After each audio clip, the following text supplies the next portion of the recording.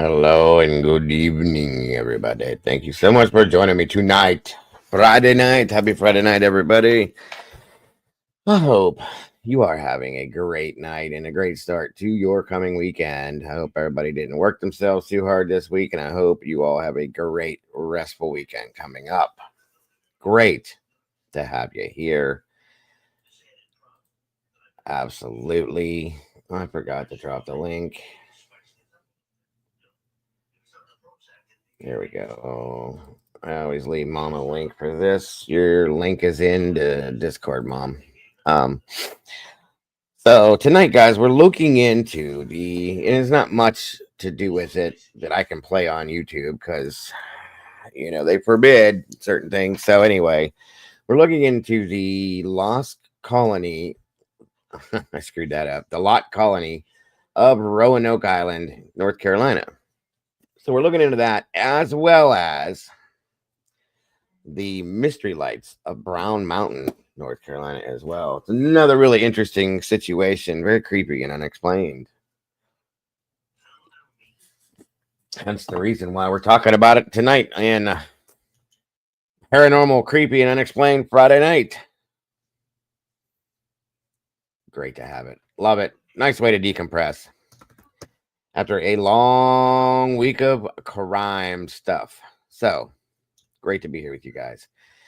Looks like there's 18 peeps in here with 20 likes. So somebody came in and left. Sorry.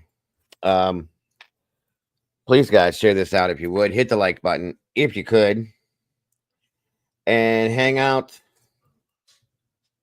with us like you should. How about that one, folks? I'm always saying something poetic, right? Seriously, I'm just being real, folks. Hit that like button if you could. Share this out if you would. And hang out with us like you should. Hey, hey. I'm about to make that a t-shirt. What do you think about that one? Speaking of hanging out, who do we got in here with us tonight? Looks like Miss Sherry Wisdom speaks in the house. Welcome, Miss Sherry. Leslie and Billy, always wonderful to see you. Cryptic Trip in the house, too. Welcome back to you. Good to see you. We got to make Cryptic green somehow. We need to make Cryptic Trip green. I want to make everybody green in here that I can. Miss Faithful Mom Cheryl in the house. Another one we need to make green. Welcome, Miss Cheryl. Good to see you tonight. Steven's Adventure in the house. Welcome back, my friend. Wonderful to see you as always. Let's see, who else do I have up in here? Miss Stormy Sherry. That's us. Holly. Welcome back, Miss Holly. Pink Peony. Good to see you. I wish we would see you other than just Fridays, dear. I love having you here. But it's wonderful to see you tonight. Girls, girls, girls. Welcome back to you. Another one we need to make green. Leslie Petrolakis. Another one we need to make green. Welcome to both of you. Great to have you here tonight as well. Miss Pearl. Another one we need to make green. Great to see you tonight, Miss Pearl. Excuse me. Moon Lover's in the house. Moon Lover is green, and we love that you love Paranormal Fridays. I hope you enjoy yourself in here tonight as well. Miss Stormy Sherry's got her foil hat on. That's all that matters. That's all that matters. Come on in, everybody. Miss Taylor. We're stitching, bitching, and so much more. Another one we need to make green. Miss Bonnie Bailey. Hello, my dear. Good to see you. I wish Bonnie M would pop back in here. We haven't seen her in a while. It was a teaser. Her and Lynn's popped in, teased us, and disappeared. Come on down, y'all. 19 peeps in the house, 21 likes. Thank you all so very much for joining us again. Sorry, everybody. Let me make sure I got everybody knowing what's going on.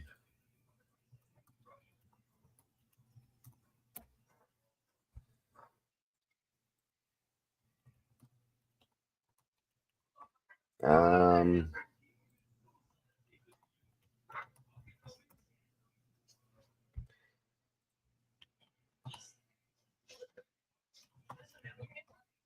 me see here.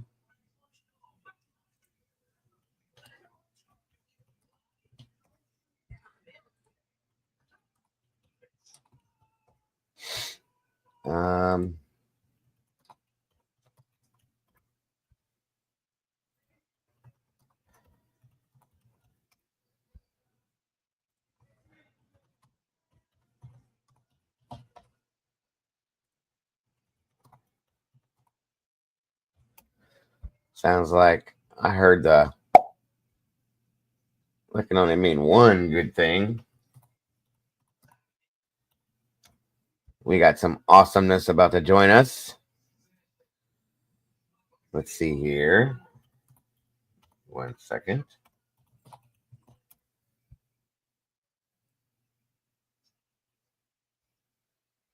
Hold on one moment, everybody. Where did she go?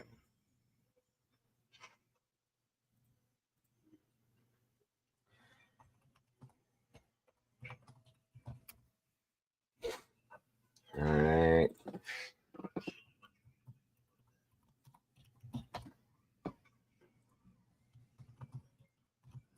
One second, Mom. Looks like Mom's about to be joining us here in just a quick second. Maybe.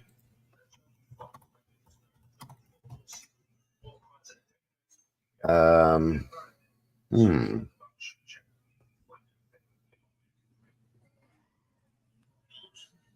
Kapui.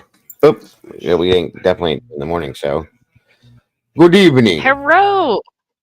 Did I time travel to the morning show? No. I just forgot to take down the background for it. Hello. How are you two this evening? I'm frozen. Frozen. Yes, dude, I'm freezing. Like Do I'm you so want to like build I a don't know. snowman? Dude, that's where I'm at. I'm telling you, I took the dogs out this afternoon. I was like, what the hell happened? It's What cold had there happened in to Florida. this weather? Yes, it was cold. Very That's cold. weird. Why is it so cold in Florida? We have a hurricane coming apparently, and it has messed with the weather. And I Oh, of like course. froze outside. Yeah, Sarah's I was like, dancing what the around. hell? Sarah's dancing around out there, I guess. Well, she needs to go on and boogie woogie somewhere else because I can't deal with that. No, no, no, no. And he's like, you're from Kentucky. You out here shivering like it's cold. He's crazy. Right. He was in the pool today. I said, no. Yeah, that's crazy. Oh, shoot. Hang on, Mom. Give me a minute. If you don't mind entertaining, I'll be right back. Gotta grab something. No, I don't mind. How are y'all doing, everybody in chat? I don't know how far up it'll let me go, but let's see. It'll let me go to the top. So we got Moon Lover, Bonnie Bailey, Taylor, Stitch and Bitchin' and More, Leslie, That's Us, our Stormy. We have Wisdom, the beautiful Wisdom Speaks, Pearl coming in. We've got Faithful Mom, and let's see who else is in here with us tonight. Pink Peony. I love peonies. They're really pretty. Side note. We have Leslie. We have Girls, Faithful Mom. I think I already said you, but you get a second shout out. Cryptic. Welcome in. Guys have the best name, man. Steven's Adventures coming in hot this evening. Michelle Weddle. Welcome in. Welcome in. This should be fun, guys. Brandy's coming in. Pearl says I'm in Florida and I'm not cold. Dude, I'm in Orlando-ish area and I'm frozen. My bones done got warm. What's the temperature? It changed on me, but I think it said 62 a while ago. And that's cold to you? You've been there too long. It drops below 80. I'm done with this shit, man. You've been there too long. I have. I did. My bones done thawed out. There's Doodle. There's Doodle. Doodle. You should have seen me when I went home to visit the kids for Christmas. Dude, I had layers on. I'm running around with 2 hoodies on and shit. What is wrong with you? I had a hoodie and a zip-up hoodie over that. They're like, Mom. You need to eat a Mom is old and cold. Yeah, you need a sandwich or 3. That'll warm you up. Wisdom says it's in the 50s there. Oh, no. See, I'd have a bonfire started. It's cold here, too, but We're supposed to be cold. It's like 40, 43, I think, last I looked. It's not cold, I need cold, but it's cold. research. You I need need to what? bring my plants in. I don't know. I need to research and see if I need to bring my plants in because Maddie's flowers are growing again. And then Mm. my cactuses, I don't even know if they can handle this weather. I know I can't. Leslie What do says you? it's snowing there. Oh no. Stop swearing over here. Good Mm-mm. evening, Miss Brandy B. Brandy. Everybody, yes, go green, go green, go green. We need to make some other colors turn green in here. We will do that here soon, hopefully. Hopefully. You're really watching the fight, Brandy? The old man's watching it. I'm not watching that mess. It ain't gonna be nothing. It's gonna bing bang, it's over. Like that. That's what I am. I'm not wasting 15 seconds of my life to watch something like that. I've been messing with him all day. Oh man, that sounds so good. That is my favorite cryptic beef pot pie. My wife likes the chickens. I like the beef ones. So good with the I like the carrots, turkey the ones. peas, and the crust and all that numbness stuff. Yes. Welcome, Miss Doodle. Oh, that's cool. That actually sounds pretty neat. I put a curtain rod on my wall up high and hung my plants on it. That sounds pretty wild. I like that idea. Oh, that is cute. Oh, there's Miss Alicia. Good evening. Good evening.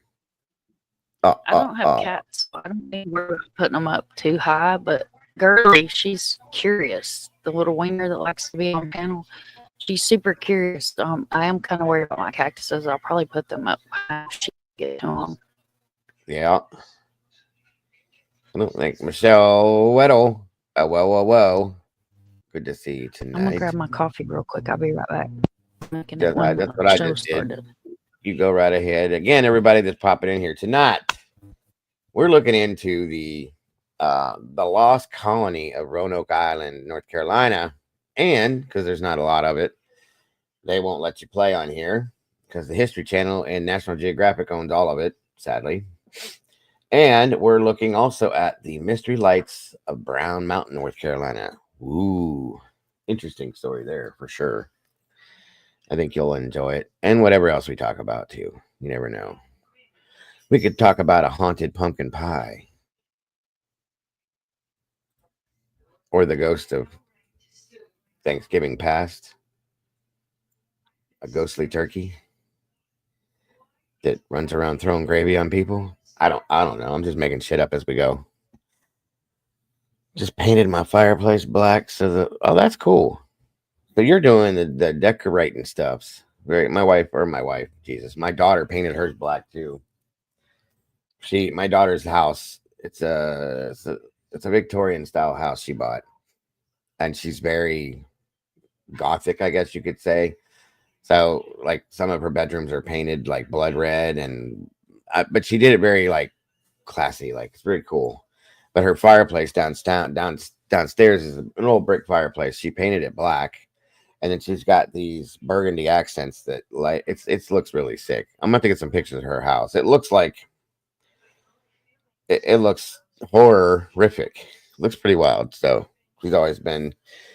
she took after me in the horror aspect, but see, once I had kids, I had to have a normal looking house. Otherwise, I would have had the same thing. I had my attic in the one home we had. That's where we used to sit and play our Dungeons and Dragons games and all that crap when I was younger.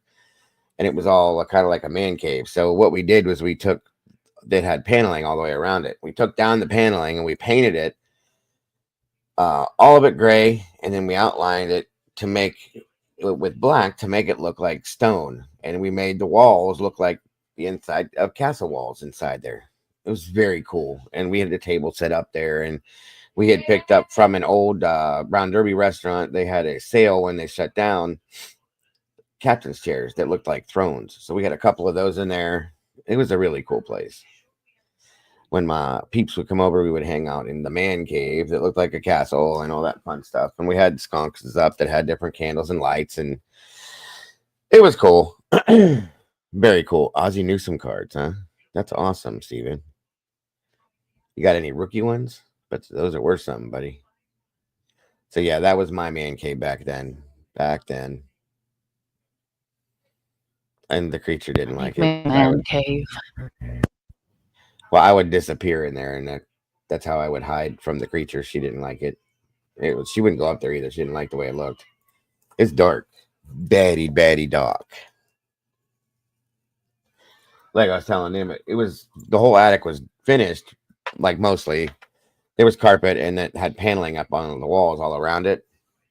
So we took the paneling down, me and a couple of my buddies, and we painted it all like slate gray. And then we ran these, outlined it in different, broke it up with these, with black paint and made it look like stone. And then we put it back up and it looked like castle walls. It was really cool, stone walls. So that was our man cave. And we would sit up there and play all of our nerd games and stuff and hang out, drink, whatever we did back then. So it was pretty cool. That does sound cool. It was nice. We liked it. She didn't. That's why I made it. It's the little things. Always. Always.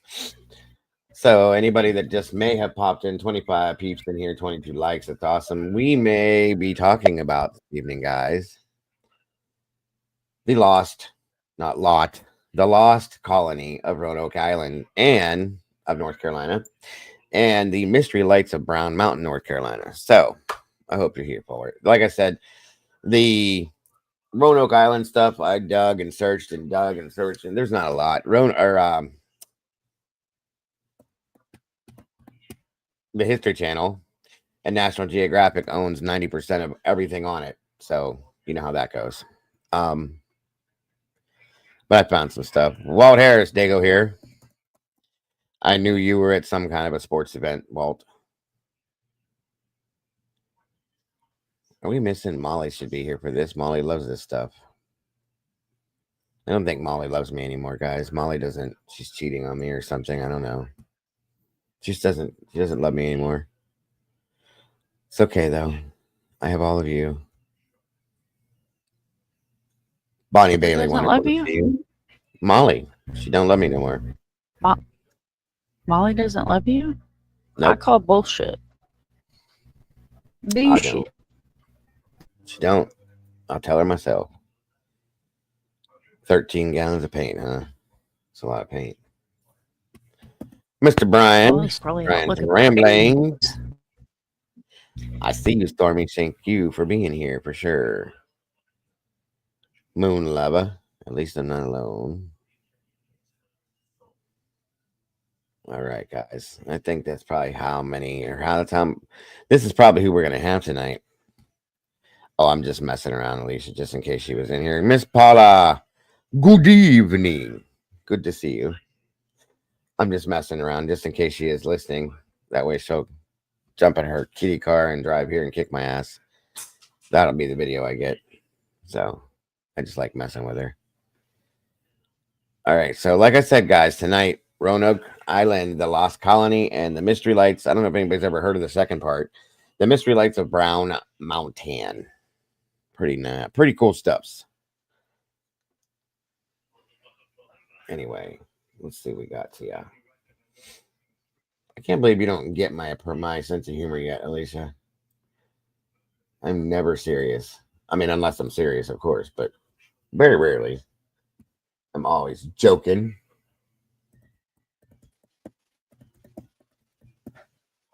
Let's see. Download.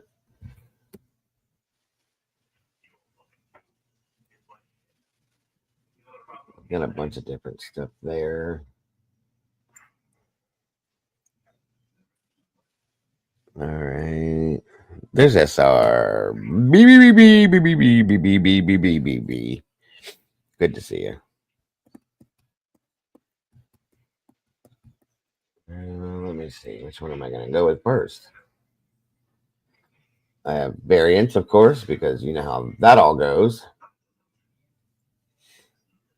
Let me see. I think I want to start this one with the news speed because it's a real thing. Where it is though? Let me find it. Let me find it.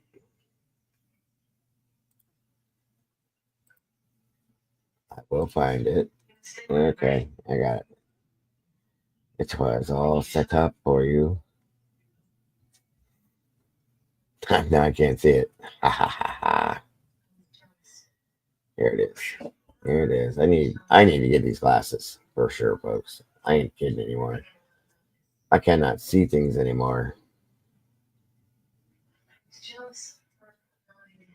And this is in references Hatteras Island as well, which surrounds Roanoke. So there's that as well. See, the last weather thing I looked at, Mom said that Florida was in the clear, that Hurricane Sarah was going to bypass Florida. So now it must have changed course again. Oh, good, because I'm hurricaned out for the year. Oh yeah, faux show. Faux show. I don't blame you at all. I'm hurricaned out, and I ain't even been hit by one. Okay. Let's do it. I just couldn't decide which one I wanted you guys to get kicked off with. And I think it's going to be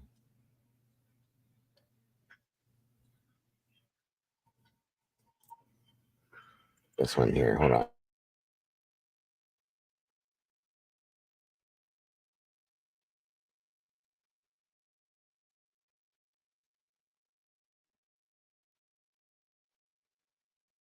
Yeah, I'm going to start you guys off with a news broadcast on this. And then we're going to go forth from there. Again, thank you all for joining us tonight and taking the time out of your Friday night to spend it with us. That means a lot, guys. It really, really does. Just so you know. I've had a lot of coffee today, if you guys can't tell. I'm just being goofy. Okay. And where are you familiar with this stuff, right, Mom? Yes. Okay, I figured you would be of anybody, but I figured. Just wanted to make sure. If there's any audio issues, guys, you know the drill.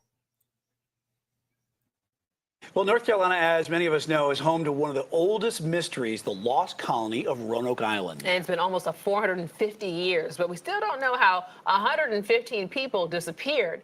As Fox 46's Maureen Mortz reports tonight, for the people who live on the island, some think those missing men, women, and children may still be around. There are stories written in ink, some told in whispers, others carved in stone. And one doesn't have to look too far to find all kinds of stories on Roanoke Island. And you're walking through the woods at night, you feel it. It's here. Rooted at the north end of the island is a mystery older than America herself. 400 years later, it still hasn't been solved. The Lost Colony mystery, there's just everything is here. And while the Lost Colony is part of the local legends, this is a place where the past and the present blur. I think when you have tombstones that close to you, obviously stories arise. There's a tombstone in the graveyard behind my house that says "Lost at Sea." From the words carved in her backyard to the songs sung on the streets of Manio on Roanoke Island, inspiration is everywhere for author Angel Corey. She's known for her books on the area, but it turns out she's not the only one telling stories. Little unexplainable things that take place. Nobody believes my story. They laugh at me. I've got this story that obviously I believe because I experienced it. But as soon as I hear someone else's story, I'm like, that's bullcrap. shadow then slides out and starts sliding down the hill toward the foot of the dock. Ask Chris Hannett how to sail or even spearfish, and he'll have all the answers. But 16 years later, he still can't explain what happened off the dock near Angel's house. And then I hear it again, like boom, on the railing. And I jumped back and I was like, guys, let's go. And that was the first time that there was sort of like a violent feeling occurrence. People come in for the stories at the downtown bookshop. Do you want to just carry that separately? But Amy Powell has one of her own. I always used to joke to people when they come in to ask about stories. I'd say, well, I have my own ghost story. She worked at another shop just a few doors over. And on evenings when she was alone, the puzzles would shake. And nobody else was in the store. It made me wonder, why are they making noise? Nadine Daniels thought it would be quiet living next to a cemetery. She was giggling, and it was like she was speaking to somebody and just carrying on. And she was the only one in the bedroom. Her 2-year-old daughter made an imaginary friend named Margaret, who turned out not to be so imaginary. When we did open up the wall and find an envelope in it, it was addressed to a Miss Margaret. And that really freaked me out. In every story, there comes a time Yes, I do. My husband thinks I'm crazy too. when things stop seeming to be irrational. And so we walked back up the stairs, hopped on our bikes, and just rode away. And I remember pedaling away, just thinking to myself, like, how, like, there must be things that we just don't understand or can explain. And start to feel real. You hear stories about ghosts and you kind of wonder if it's real, but I certainly had some experiences I don't know how to explain. As for this story, Yeah, I do. Yeah, since they've showed up at my house, I surely do. maybe Manio is a place where stories don't stay buried because they haven't ended yet. Happy Halloween. Oh, I was so scared. Well, that is my new favorite news people ever. Very interesting. Oh, there's Molly. Hello, Miss Molly. Yeah, that was cool the way they did that. I liked it. I'd love to stay on Roanoke Island and just travel around a little bit and check everything out. I think it would be awesome. Oh, sure. That would be so cool. I agree. I do. All right, let me see something here. I got different variations of stuff for you.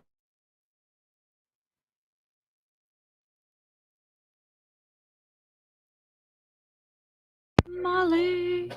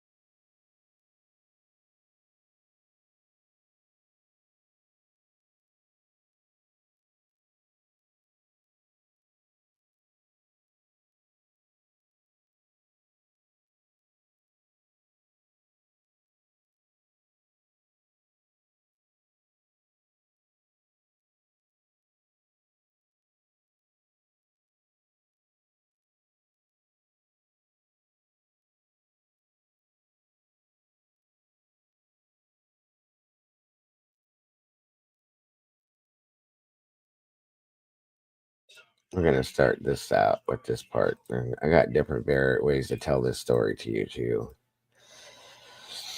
Okay. The Haunting of Roanoke Island, America's lost colony.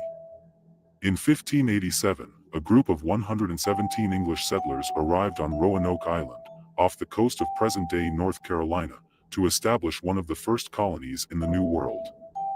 Led by John White, these men, women, and children were filled with hope, envisioning a thriving community on the fertile land. But within 3 years, every single one of them would vanish without a trace, leaving behind one of the most chilling mysteries in American history, the lost colony of Roanoke. What makes this story truly terrifying isn't just the disappearance itself, but the disturbing clues and strange occurrences that have haunted Roanoke Island for centuries since. The disappearance. John White, the colony's governor, sailed back to England in 1587 to gather more supplies, leaving behind his family, including his newborn granddaughter, Virginia Dare, the first English child born in America. Due to wars with Spain, White was delayed for 3 years, unable to return until August 1590. When White finally arrived back on Roanoke Island, he was greeted by an eerie silence. The colony was completely deserted. The homes had been carefully dismantled, not destroyed, and there were no signs of struggle or violence. It was as though the settlers had simply walked away. The only clue left behind was the word Croton carved into a post of the fort, and the letters CRO etched into a tree nearby. White took this as a possible indication that the settlers had moved to Croton Island, some 50 miles away, but due to rough seas, he was never able to reach it to confirm. The mystery of the lost colony has baffled historians for centuries, but over the years, strange and terrifying stories have emerged from Roanoke Island and its surrounding areas, stories of cursed land, ghostly apparitions, and eerie sounds in the night. The dark theories. One of the most disturbing theories about the lost colony involves the Native American tribes who lived in the region. According to some oral histories, the settlers were not simply lost, they were consumed by something far darker. The local Croton tribe believed that a powerful spirit or demon inhabited the woods surrounding the colony, an entity they called the Wendigo, a malevolent spirit with an insatiable hunger for human flesh. It was said that those who encountered the Wendigo would be driven mad with cannibalistic urges, eventually succumbing to their darkest instincts. According to this legend, the Roanoke Welcome, settlers Exotic. have fallen victim to the Wendigo, either by being hunted or by turning on each other in desperation. Some even speculate that the word Croton carved into the post was not a destination but a warning, perhaps a sign that the settlers had encountered the spirit and met their fate. Other Native American tribes in the area spoke of skinwalkers, shape-shifting beings that could mimic human voices to lure their prey into the woods. Hunters and explorers in the centuries that followed reported hearing disembodied voices calling their names from the forest, only to find nothing when they investigated. The Roanoke Ghosts. The land where the Roanoke colony once stood is now part of a national park, but those who visit have reported spine-chilling experiences. Rangers and tourists alike have claimed to see ghostly figures walking through the trees at dusk, figures dressed in 16th-century clothing, their faces pale and expressionless. Others have heard the faint sound of children laughing or crying near the old settlement, though no children were present. Even more unnerving are the reports of strange whispers carried on the wind. Some visitors claim they've heard their names being called from deep within the woods, only to find no one around. The whispers are often followed by the sudden drop in temperature, even in the heat of summer. In one particularly disturbing account, a park ranger, while patrolling at night, saw a figure standing near the old fort. Thinking it was a tourist who had stayed past closing time, the ranger approached, only to watch in horror as the figure slowly faded into the trees, leaving behind the echo of a child's laughter. Another ranger reported seeing flickering lights in the woods, like lanterns moving through the trees. He followed the lights, thinking it was someone lost in the forest, but the lights vanished as soon as he got close, leaving him standing in the pitch-black darkness. The Croton Curse. The word Croton has not only haunted Roanoke Island but has appeared throughout American history in strange and ominous ways. In the 19th century, the infamous pirate Blackbeard reportedly scrawled the word Croton on the door of his cabin shortly before his death. Similarly, when the legendary writer Edgar Allan Poe was found delirious and near death on the streets of Baltimore in 1849, his last words reportedly included Croton, though its meaning remains a mystery. In 1913, Amelia Earhart stayed in a hotel room in North Carolina, not far from Roanoke, the night before she disappeared. Her journal, left in the room, had one final entry, Croton. It was never explained. The word seems to have attached itself to disappearances and death, leading some to believe that Roanoke Island is cursed and that the lost colony's fate was only the beginning. The unsettling conclusion. To this day, no one knows what really happened to the settlers of Roanoke. Archaeologists continue to search for clues, but the eerie silence of the site offers few answers. What is clear, however, is that something dark and unnatural lingers on Roanoke Island. Whether it's the spirits of the settlers, cursed to wander the land for eternity, or something far older and more malevolent, the island holds its secrets close. For centuries, those who have ventured into the woods at night claim they can still hear the whispers, see the flickering lights, and feel the cold breath of something watching them from the shadows. Perhaps the Roanoke settlers never truly left, perhaps they are still waiting, calling out from the darkness, warning us to stay away from the cursed land of Roanoke. So, if you ever visit the island, remember, when you hear the wind whisper your name or see the shadows moving just beyond your sight, turn around. Leave the island. And don't look back. The lost colony of Roanoke may be more than just a mystery. It may be a warning.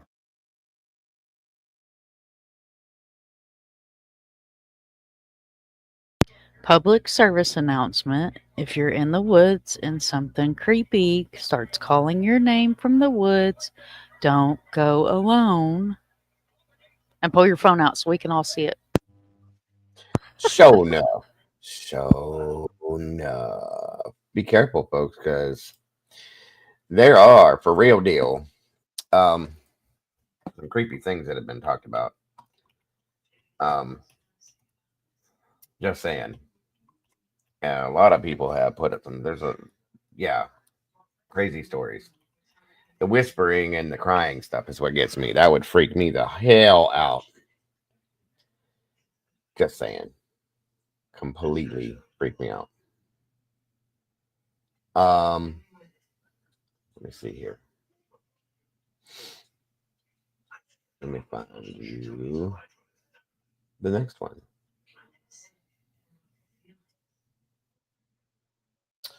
Another one we're going to look into one day is Oak Island.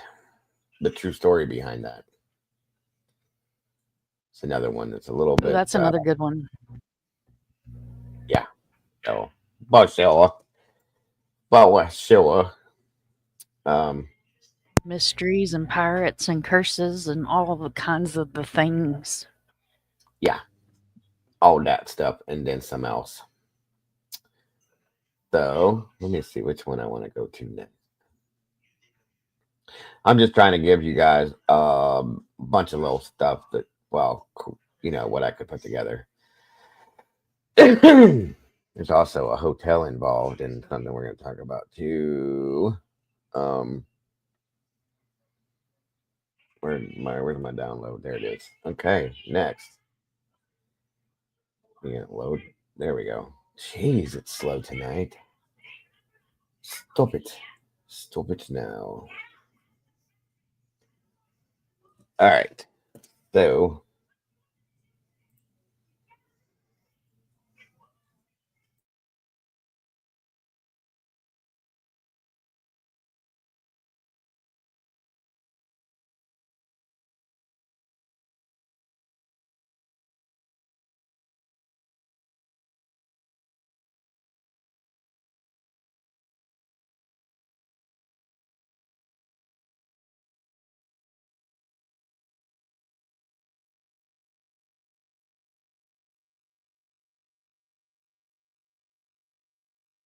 Eighth, 1587, 3 ships carrying over 100 people left England and set sail for the New World with an ambitious goal in mind: to settle the first permanent English colony in America.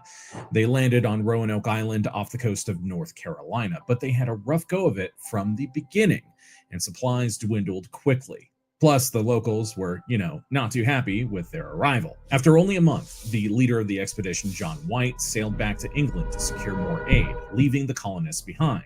He didn't return until 3 years later, and when he did, everyone was simply gone. with few clues as to their ultimate fate. Ever since then, there has been intense debate over what happened to the lost colony of Roanoke. It has been referred to as the Area 51 of colonial history, and to this day, we don't have a definitive answer. There are lots of ideas, some more plausible than others. It wasn't aliens. So today, we explore the island of Roanoke and the mystery of its missing colony. And now that we think about it, maybe it was aliens. Here at Geographics and over on our sister channels, Biographics and Top 10s, we live and breathe facts. It's incredibly exciting to learn more about the world and the people in it. We also believe it's important to learn more about who you are and where you come from. Origins is exceptionally easy with discover some new relatives in the process. I discovered many siblings. I also found a potential match for my mother's. So to even have a chance to reconnect with a black and white photo of, click the link in the description. Roanoke is a 12-mile long, 3-mile wide island in Dare County, North Carolina, sandwiched between the mainland and the barrier islands known as the Outer Banks, located south of the Albemarle Sound.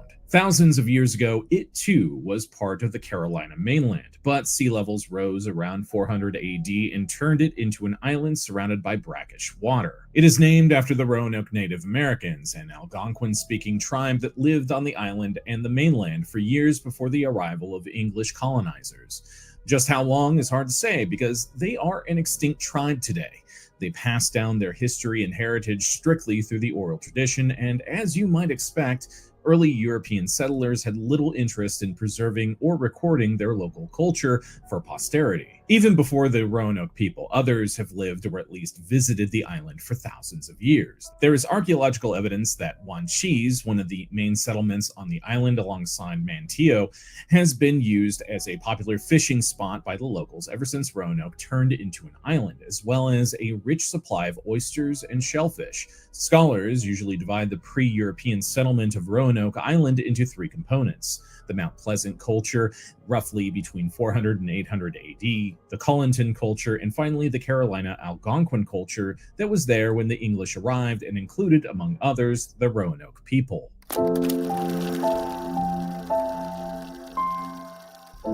The infamous voyage that included the lost colony was not actually the first one to Roanoke, but the third. Ever before that, a decade earlier, England developed a keen interest in exploring and colonizing North America, mainly out of a rivalry with the Spanish Empire. This ambitious plan was the pet project of two half-brothers, both famed statesmen and explorers, Sir Humphrey Gilbert and Sir Walter Raleigh. To that end, Queen Elizabeth I awarded Gilbert in 1578 a 60-year grant to settle unclaimed parts of North America in her name. The first expedition left later that year, captained by Gilbert himself and with Raleigh also on board. But they only reached the coast of Africa before heavy storms forced them to turn back. A new mission went out in March 1580, captained by a Portuguese navigator named Simon Fernandez, who would end up making this trip a bunch of times. He reached New England and did a bit of recon on the mid-Atlantic coast before returning home. The third and final Gilbert mission took place in 1583, once more headed by himself. This time, he reached Newfoundland and Nova Scotia, but got caught in a violent storm on the way back, and the ship he was on, the Squirrel, was lost at sea. Word of his half-brother's death did not deter Walter Raleigh, who, at the time, did not share the high status of his step-sibling, but would go on to become much more famous in the decades that followed as a favorite of Queen Elizabeth. Raleigh took up the mantle of American colonization from Gilbert and in 1584 planned his own trip to the New World. This was the first of 3 missions to Roanoke Island. Welcome, Demon Dog. Good to see you. Miss Paula. Miss Taylor. I think I got everybody. Good to have you guys here tonight. Although we should point out that Walter Raleigh was not on board for any of them. The expedition set off from Plymouth on April 27, 1584. It was just 2 small ships, one commanded by Philip Amadas and the other by Arthur Barlow. It was a minor expedition because the goal was not to establish a colony, but only to scout out possible locations for future settlements. Such a location would serve as a major pain in the butt for the Spanish by hopefully acting as a base for privateering and disrupting their trade routes in the region. With that in mind, the sailors reached the Outer Banks of what is today North Carolina in July 1584. They found a small landmass between the Outer Banks and the mainland where, according to Barlow's journal, the soil is the most plentiful, sweet, fruitful, and wholesome of all the world. They made a note that this island, which would later go on to be called Roanoke, would serve as a great site for a potential colony, and even came into contact with the Carolina Algonquin people. This first meeting was friendly, and the explorers even convinced two high-ranking locals to accompany them back to England. They were called Wanchese of the Roanoke people and Manteo of the Croatoan or the Croatan tribe, who lived on a nearby barrier island and were allies of the Roanoke. By the way, if those names sound familiar to you, that's because we already mentioned the two main settlements on Roanoke Island, which are named after the duo. They made quite a sensation at Queen Elizabeth's court, but Walter Raleigh was mainly interested in information about the new land he intended to settle. He assigned the task to astronomer and mathematician Thomas Harriot, who devised his own phonetic alphabet in order to decipher and learn the Carolina Algonquin language, while also teaching Wanchese and Manteo to speak English.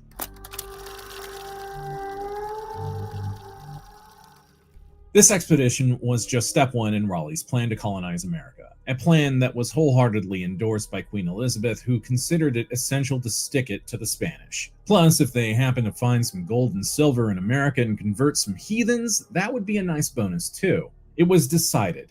The following year, a new expedition would leave England, this time with colonists, and try to settle on Roanoke Island. The mission set off on April 9, 1585, with a fleet consisting of 7 ships carrying around 600 sailors, soldiers, and colonists. Once again, Raleigh himself stayed put in England. Notable people aboard the vessel included Sir Richard Grenville, Raleigh's cousin and leader of the expedition, Ralph Lane, the governor of this new colony, Simon Fernandez, once again acting as navigator, Thomas Harriot, the scientist who would act as a translator with the locals, and Wanchese and Manteo, who had had their fill of London and just wanted to go home. Well, Wanchese probably more than Manteo. The former was not impressed with what he saw and sneaked away from the group when they reached America to warn the native tribes to be wary of the newcomers. Manteo, on the other hand, liked the English and remained loyal to them throughout his life, always doing his best to urge amicable relations between the colonists and the Native Americans. While on Roanoke, Manteo was even baptized into the Church of England, the first person in the New World to do so, and was awarded the ceremonial title of Lord Roanoke by Walter Raleigh. Anyway, this second voyage did not go as smoothly as the first. For starters, one of the ships ran aground while trying to navigate the Outer Banks and lost all of its cargo. As it happened, that ship was carrying most of the food that was supposed to last the colonists a whole year. Now they only had supplies for a few weeks. This forced the English to go hat in hand to the native tribes that lived on the coast of North Carolina, a region the locals called, and I'm gonna butcher this pronunciation because I could not find a pronunciation guide, also Moccomuck, and asked them for food. But they could have probably used a few more lessons in diplomacy, especially Philip Amadas, who at one point burned down the entire village of, and I'm gonna butcher this one as well because there was not a pronunciation guide that I could find, Aquascagok, because someone supposedly stole a cup. At least he allowed the residents to evacuate first, so that's something, I guess, but that's usually not how you want to behave towards someone you are dependent on for your survival, right? But even so, the Roanoke people, led by a chief named Wengana, were friendly to the English, and not only supplied them with food, but also allowed them to settle in the north end of Roanoke. Eventually, Grenville and most of the fleet sailed back to England, leaving behind around 100 colonists governed by Ralph Lane. Lane and Wengana didn't really like each other, and their relationship only grew tenser as the months passed. Unsurprisingly, things eventually turned bloody. And on June 1st, 1586, Lane led a surprise raid on a town called Dashmankapuk, considering it a preemptive strike. Whether or not the Native Americans truly intended to attack, we cannot say, but the assault ended with one of the colonists parading around with Wengana's head in his hands. So from now on, you could describe the relationship between the two sides as frosty. The Roanoke did not retaliate immediately. Again, if they had any plans for revenge, we can't tell you because the English were saved by a large fleet led by Sir Francis Drake that just so happened to pass through the neighborhood. At that point, Ling turned back and said, "Screw you guys, Roanoke, I'm going home." Or something to that effect, we're not 100% sure. And he and his people abandoned the colony, boarded the ships, and returned to England.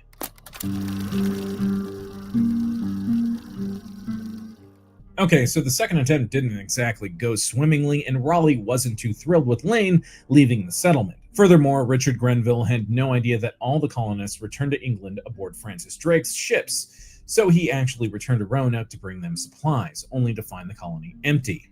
Uncertain of what to do in the situation, he left behind a garrison of 15 soldiers on the island with enough food for a year, and made the trip back to England as well.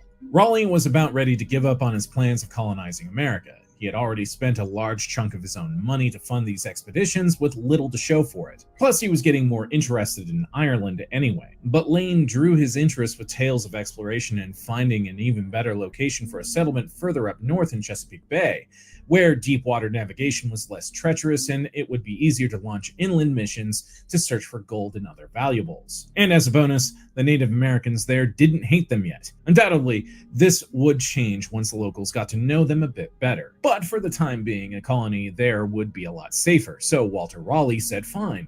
One final mission, this time not to Roanoke Island, but to Chesapeake Bay, where they would establish the city of Raleigh. The expedition left in May 1587. There were 3 ships, once again piloted by Simon Fernandez. We're not really sure how many colonists were aboard since the number is disputed, but it was somewhere between 112 and 121. Curiously, they decided not to take any soldiers on this trip, but they did take women and children, so clearly they had a good feeling about this one. In charge of the colonists was John White, a man who had also been on the 1585 voyage. But White was an artist. During the previous mission, he drew sketches of the landscapes and the Native Americans. What exactly made Raleigh think he was the right man for the job, we can't tell you. Maybe it was his ability to convince people to pack up their bags and sail across the Atlantic to settle a new colony in an unknown land surrounded by unfriendly locals, even though the previous mission went terribly. But that's what he did. White got whole families to join the expedition, including his own daughter, Eleanor Dare, who was pregnant at the time, by the way. Random historical fact for you, John White's granddaughter, Virginia Dare, was born on Roanoke Island on August 18, 1587, making her the first English child born in the Americas. And she is the one that the modern-day Dare County is named after, which also includes Roanoke Island. But anyway, the ship set sail and arrived in July. Remember, the original plan wasn't to try and colonize Roanoke again, but to go further up north. However, the colonists thought that they should stop by Roanoke Island and check on the 15 soldiers left behind by Grenville. So John White and his people disembarked at Roanoke on July 22nd, and that's when something strange happened. Because Fernandez informed them that he would not allow them to reboard, and he would not take them to Chesapeake Bay. According to White's account, Fernandez argued that the summer was too far gone and there wasn't enough time for them to wait.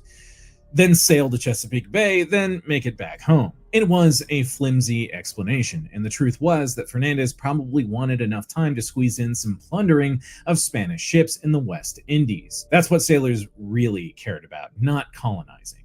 Any trip without booty was a trip wasted, as far as they were concerned.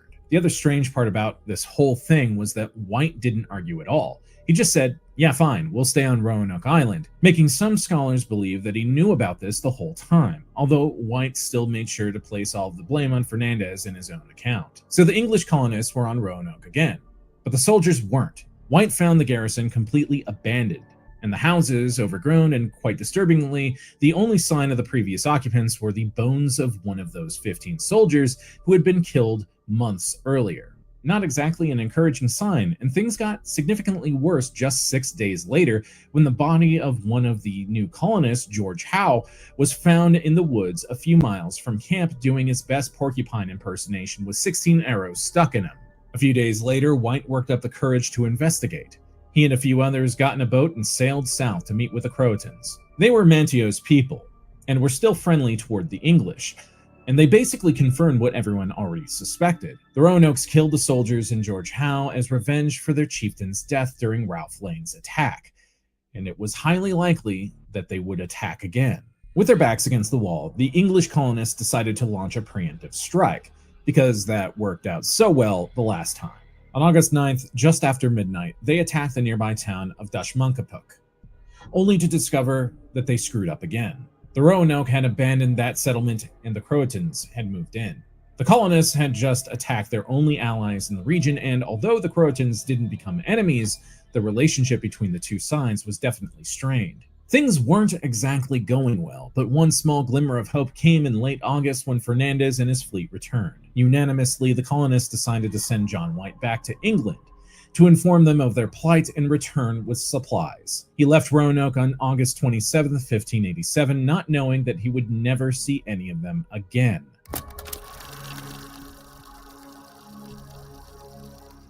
White was back in England in November and gave Raleigh an account of what had happened. The latter was eager to send the colonists aid, but it would have to wait until after winter. By early spring, Raleigh had a large supply fleet of 7 or 8 ships ready to go under the command of Richard Grenville. However, the word came down from Queen Elizabeth herself.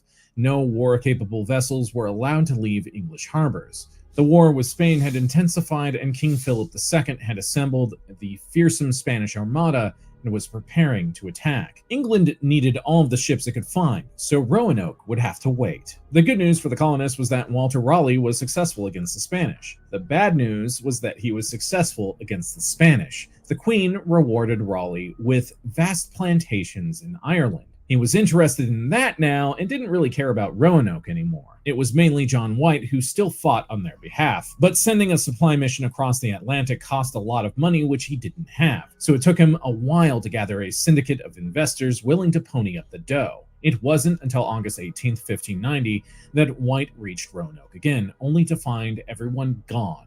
No signs of violence or anything like that. In fact, no signs as to what had happened at all. There were only 2 clues to go on. The word Croatan was carved on a post, and the letters CRO were carved into a tree. White wanted to keep searching for the colonists, but the sailors he was with couldn't care less. They were getting ready to leave with or without him. So White had no choice but to board the ship and head back to England. Now on to the big question. What happened at Roanoke? Unfortunately, most of the plausible ideas all end with the same result. Colonists perished. Whether this was at the hands of the Roanoke, the Croatans, or even the Spanish, we're not sure. Alternatively, they could have been killed by a natural disaster, such as a hurricane, or maybe they were wiped out by disease or famine. But if that's what happened, where were the bodies? Where was the destruction? Why were their small boats and firearms missing? And what about the word Croatan carved into a post? These signs indicated that the colonists left willingly and took along their most useful possessions. And of course, the word in the tree suggested that they went to live among the Croatan people on Hatteras Island, which would make sense since they were the ones who hated them the least. This has been the leading hypothesis for centuries. It just has never been conclusively proven. And with a small shred of doubt still lingering in the air, the lost colony of Roanoke turned into one of the great American legends. As an aside, one wild theory is that everyone just became trees, which is weirdly terrifying to think about and sounds like it belongs in a Neil Gaiman story. And the reason some people believe this is thought to be the Croatan and CRO being carved on tree trunks and posts. And you know, there's also the conspiracy theory that they were all abducted by aliens. And yeah, there's absolutely no evidence to back that up. But hey, who needs that, right?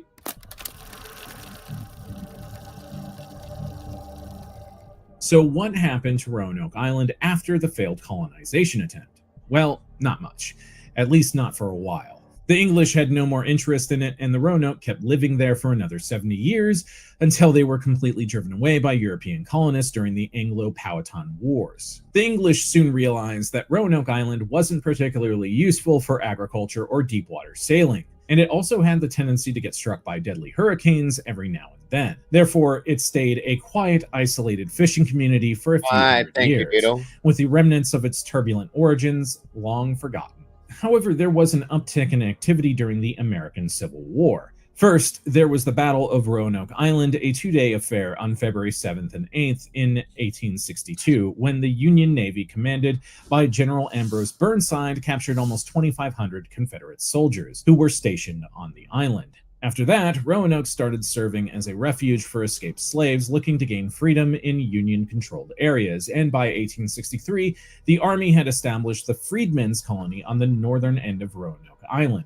Thousands of black men and women came to Roanoke in the hopes of a better life, and they got it, but only for a few years. Despite making promises of granting land rights, the government must have just plain forgot because, after the Civil War, President Andrew Johnson issued an amnesty proclamation which returned all property to its previous owners before the war. So the freedmen got nothing, and most of them chose to leave Roanoke, with only a few hundred staying behind. And that's about it. Nowadays, Roanoke Island is still a small and quiet community with just under 7,000 residents. However, the location of the colony was designated a National Historic Site, and it attracts plenty of tourists who remain fascinated with this bizarre and mysterious incident from the early colonial history of America. Well, I certainly hope you found this video. And there's your story. That way. It's pretty much what it is in a nutshell, everybody. No matter which way you listen to the story. That's it. They left. They started to settle. Okay. They I guess they decided they were going to use the island. They liked the island. Sent people back for more supplies because they had lost a bunch. When they came back 3 years later, they were gone. Nobody was there. There was nothing. Interesting enough. Thank you, Doodle, for that. And thank you for those links as well. Anybody that does choose to support our channel by donating via Cash App, PayPal, or Venmo, thank you so very much, you guys. We do appreciate that so much. We never expect you guys to do it. It's not a necessity, but it does help me keep the channel going every day, and it is so appreciated. So thank you. God bless for that to any of you that does it. So yeah, it's a weird situation. Just clearly, the fact that they just scratched that word into the tree too, you know, is just weird to me. I mean, was that a note? Was it stating something? Was it? What did it mean? You know, that was my thing. So, it was believed that they just basically said, well, if you come back, we're there. You know, some people think that. Some people think it meant something else. Hatteras Island is basically what that was named after, the Croatoan. So the speculation about the lost colony themselves basically comes down to what's going on. Something wrong, Brian? Am I boring you guys again? Sorry. I know he's not feeling good. What's wrong? No, Brian, he's not feeling good. That might be what it is. He's just not feeling. Go lay down, Brian. Get to feeling better.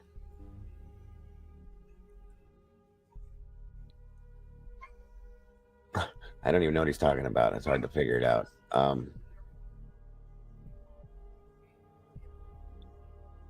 Okay, well, speculation of the fate was, again, I think it's already been stated upon that.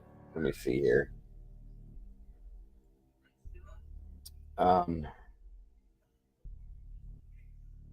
me find it. Hold on. I'll just read this part to you then. Based on legend, some Lumbees based in North Carolina self-identified as descendants of the Croatan and survivors of the lost colony of Roanoke Island for more than 100 years. Historians and other scholars have been examining the question of Lumbee origin. Although there have been many explanations and conjectures, two theories persist. In 1885, Hamilton Macmillan, a local historian and state legislator, proposed the lost colony theory based upon oral tradition among the Lumbees and what he deemed as strong circumstantial evidence. Macmillan posted No, that's not that word. What the hell is that word? Posited a connection between the Lumbees and early English colonists who settled on Roanoke Island in 1587, and the Algonquin tribes, Croatan included, who inhabited coastal North Carolina at the same time. Macmillan's hypothesis, which was also supported by the historian Stephen Weeks, contends that the coastal North Carolina at the same time. Jesus, I'm reading. Hold on, slow down. One more time. Which was also supported by Stephen Weeks, contends that the colonists migrated with the Indians toward the interior of North Carolina and by 1650 had settled along the banks of the Lumber River. It is suggested the present-day Lumbees are the descendants of these two groups. However, this theory is contradicted by written and archaeological evidence that the colonists relocated to Croatoan. Other scholars believe the Lumbees to be descended from an eastern Siouan group called the Cheras. During the 17th and 18th centuries, several Siouan-speaking tribes occupied southeastern North Carolina. John Swanton, a pioneering ethnologist at the Smithsonian Institution, wrote in 1938 that the Lumbees were probably of Chera descent, but were also genealogically influenced by other Siouan tribes in the area. Contemporary historians such as James Merrill and William Sturtevant confirmed his theory by suggesting that Cheras, along with survivors of other tribes whose populations had been devastated by warfare and disease, found refuge from both aggressive settlers and hostile tribes in the Robeson County swamps in eastern North Carolina. In 1914, when Special Indian Agent O.M. McPherson was reporting on the rights of various Indian groups, he published a list of names on the lost colony. Numerous names on the list were typical Indian names in the North Carolina counties of Robeson and Sampson. At the time of his report, many of the surnames included were that of living Croatan Indians. Late 20th century research has demonstrated that among surnames established as Lumbee ancestors were numerous mixed-race African Americans free in Virginia before the American Revolution, and their descendants who migrated to Virginia and North Carolina frontiers in the late 18th and early 19th centuries.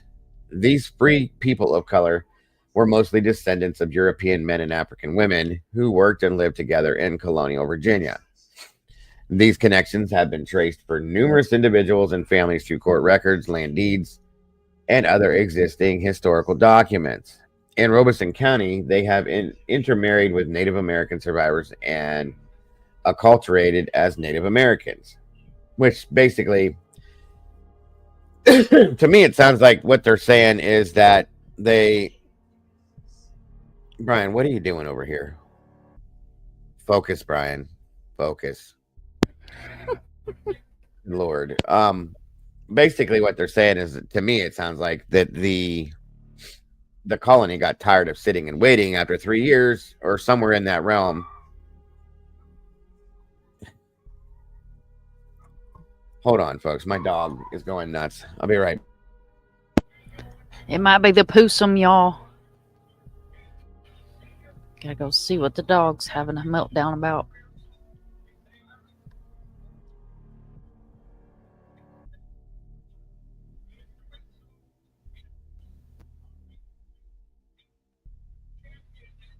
Tomboy, what kind of behind surgery did you have? The lift and strip? He's going to punt the possum.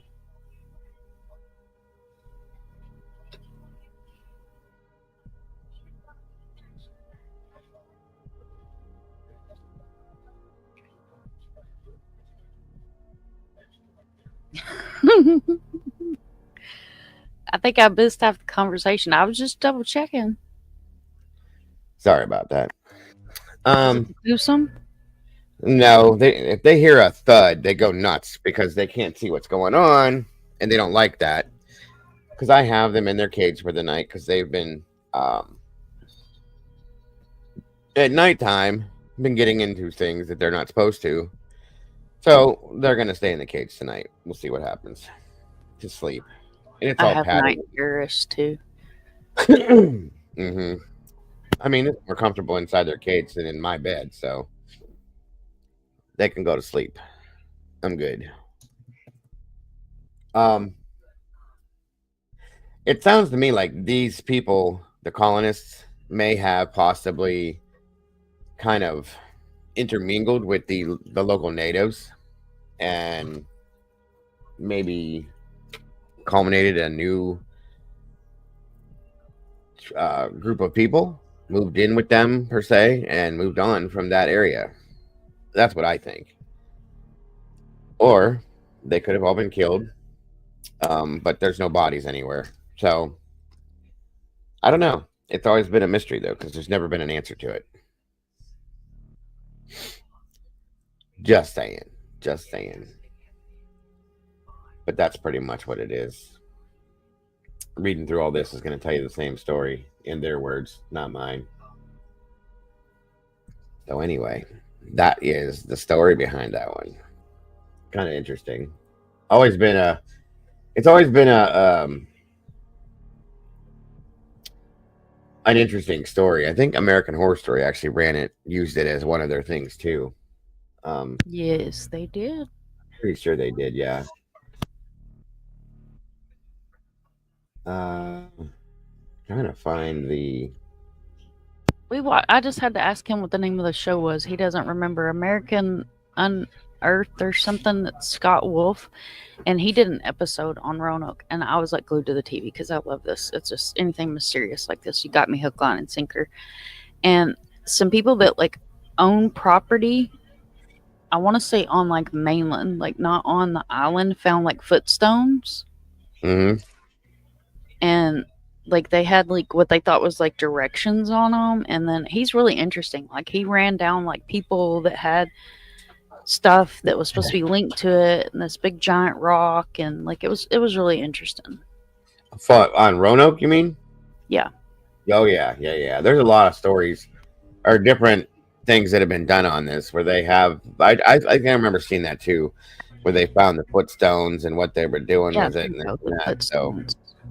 And right. that lady, one guy was showing is supposed to be the one that's supposed to be somebody's daughter, like that she was kind of like the leader, and there.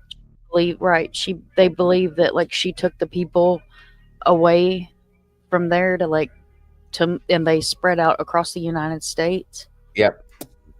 Yep. Definitely the story that I heard too. There's a few different stories. All different kinds. Yeah, that's what I was going to say. There's all different, and I think it's because of the unknown and the mysterious. You know, that's what the human brain does. Is you try to make sense of it, and then you end up with all these beautiful theories, and it just makes it so much more interesting. Absolutely. But I have more. Don't worry, guys. I have more. Yay! Moving forward. Matahari in the house. Matahari? Yep. Welcome. Mike, Tomboy slipped in. Mikey. Tomboy. Says 31 peeps in here. Thank you all for being here. 31 peeps. But only 25 likes. What's up with that, y'all? Come on now. You can do better than that. Please hit that like button, guys. Pretty titty, please, if you will. So, this part here,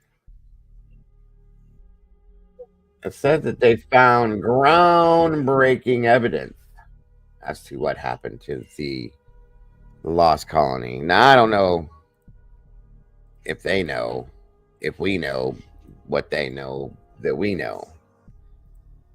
But we're going to hear what they know. So here we go.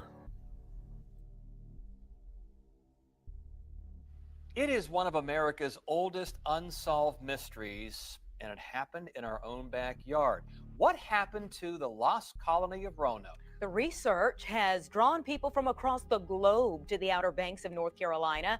10 on your side's Kayla Gaskins is following the story. And Kayla, this international team believes they may now know what happened. Well, that's right. The leaders of this team say what they've found is very exciting and very convincing. Now, there are a lot of competing theories about what exactly happened, and the team working on Hatteras Island believes there's enough proof to show that's where at least some of the colonists likely went.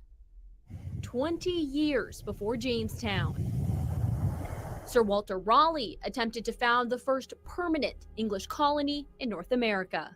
Female-related artifacts are important because the 1587 colony is the only one that brought women. In August of 1587, 115 people crossed the Atlantic, settling on Roanoke Island in present-day Manio. These artifacts may be all that's left of them. So we've got a sword handle here from a swept-hilt rapier. A small group went back to England for more supplies and returned to find the colony completely abandoned. No one knows for certain what happened. Some argue the colonists traveled inland. Some think they died or were all killed. Others firmly believe they came here to Hatteras Island. Because the colony doesn't know they're lost. In their mind, someone's coming back with resupplies. The colonists did leave behind a clue, the word Croatoan carved into a wooden post. The Croatoans were a friendly tribe. They lived on Hatteras Island. This one being thicker like this would have been more toward the middle or the bottom of the bowl. Scott Dawson is a native of Hatteras and a hobby archaeologist. He grew up hearing the stories. I saw a lot of artifacts coming up when people were building houses or sometimes from erosion from storms. And it kind of gutted me to see that and no one was doing anything about it. Dawson set out to see if he could find the colonists here, where they all but said they were going and where no one has really looked for them until now. His mission piqued the interest of Professor Mark Horton, a well-established British archaeologist. And thought, well, maybe I could bring a new perspective on this problem. They began digging in 2009 and have since assembled an international team of experts who travels to Hatteras every spring. It's our history and heritage as well as yours. That's, you know, it's part of that shared story. Under layers of dirt, the team found what they came for. We did test the isotopes. It is English copper. You see where earrings become fish hooks and glass becomes arrowheads. There is evidence to support other theories. Professor Horton says there might not be just one answer to their fate. When these colonies become abandoned, you get massive political ruptions and disagreements and people walking out and things. So it's not unlikely that one group might have gone up the Chesapeake towards Chesapeake, up the Albemarle. But I'm pretty confident that one group at least, and probably the substantial part, come out Hatteras Island. I think that it's almost a duty to learn about it. This is the birth of America, and this is the real story. It's a story of failure, but these failures are what the success of our nation is founded on. And Scott Dawson compiled their research into a new book. It was just released this week. Their newest discovery, what they call the survivors camp, where the colonists first settled upon when arriving to Hatteras before integrating with the Croatoans, is detailed in that book. And you can find more information on wavy.com. I'm Kayla Gaskins, 10 on your side.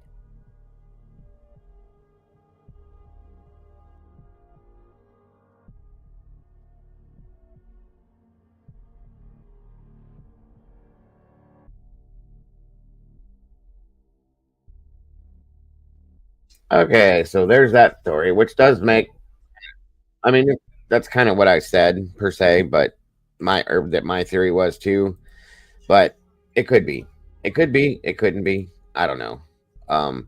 They could have all been swallowed up into the ocean by some weird ocean creature. I don't know, but I mean, logically, that makes sense to me. You know what I mean?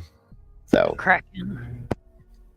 Yes, the Kraken. I don't think anybody even is interested in this. Did I truly? I didn't know how many would be, and I understand if you're not, because it's not really.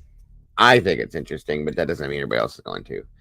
I think it's interesting. I love it because it's not only mysterious, it's potentially paranormal, it's unexplained, and it's history. And it's creepy. It's a bit creepy. Right, and it's creepy. Jess. And I love the Unexplained. Jess. Absolutely, Jess. So, and it's okay if nobody is interested. I get it, guys. It's just I saw Caden was watching. That's how I got the idea. It's like I said, I was pretty sure that American Horror Story did their thing on it, and he was watching one of the other seasons of it, and it kind of reminded me, and I was like, that'd be a cool thing to look at for paranormal thing, and so be it. They took a really dark side to it, though. I mean, it is American Horror Story, and I do love it dearly, but I was like, what the hell? Well, that's typically that's what I don't think I've never even seen it, so I heard it was pretty rough. So most of the rest of theirs are pretty interesting that way too. Hey, Truth Seeker. So this next story we're looking at is something I had never heard about until just the other day as I was researching other stuff. The Mystery Lights of Brown Mountain in North Carolina. I never heard of this before, folks. So if anybody's from the Carolinas and you know about this, because I didn't. So I thought it was quite interesting.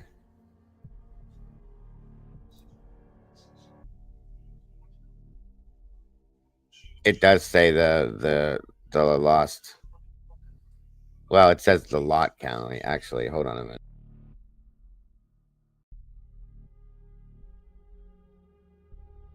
Oh no, left me alone.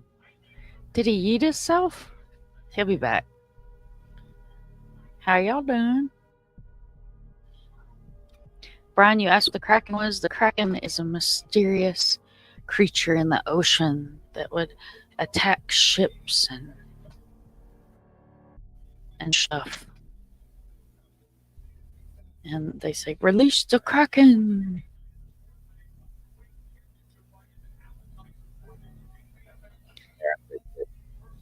And then Poseidon and the Kraken, and there's lots of stories Sorry, about the Kraken. I missed a letter in the title. The Lost Colony, not Lot Colony. Sorry about that. I didn't think anybody noticed it, but I guess I'm being critiqued to the extreme tonight, Miss Tomboy. But that's okay. Thank you. You left me all alone. I was scared. Scared of who? You left me all by myself. All of a sudden, I got it on full screen on my second screen. And like all of a sudden, it was just a big old picture of me. I was like, oh shit, where'd he go? He done yeeted himself.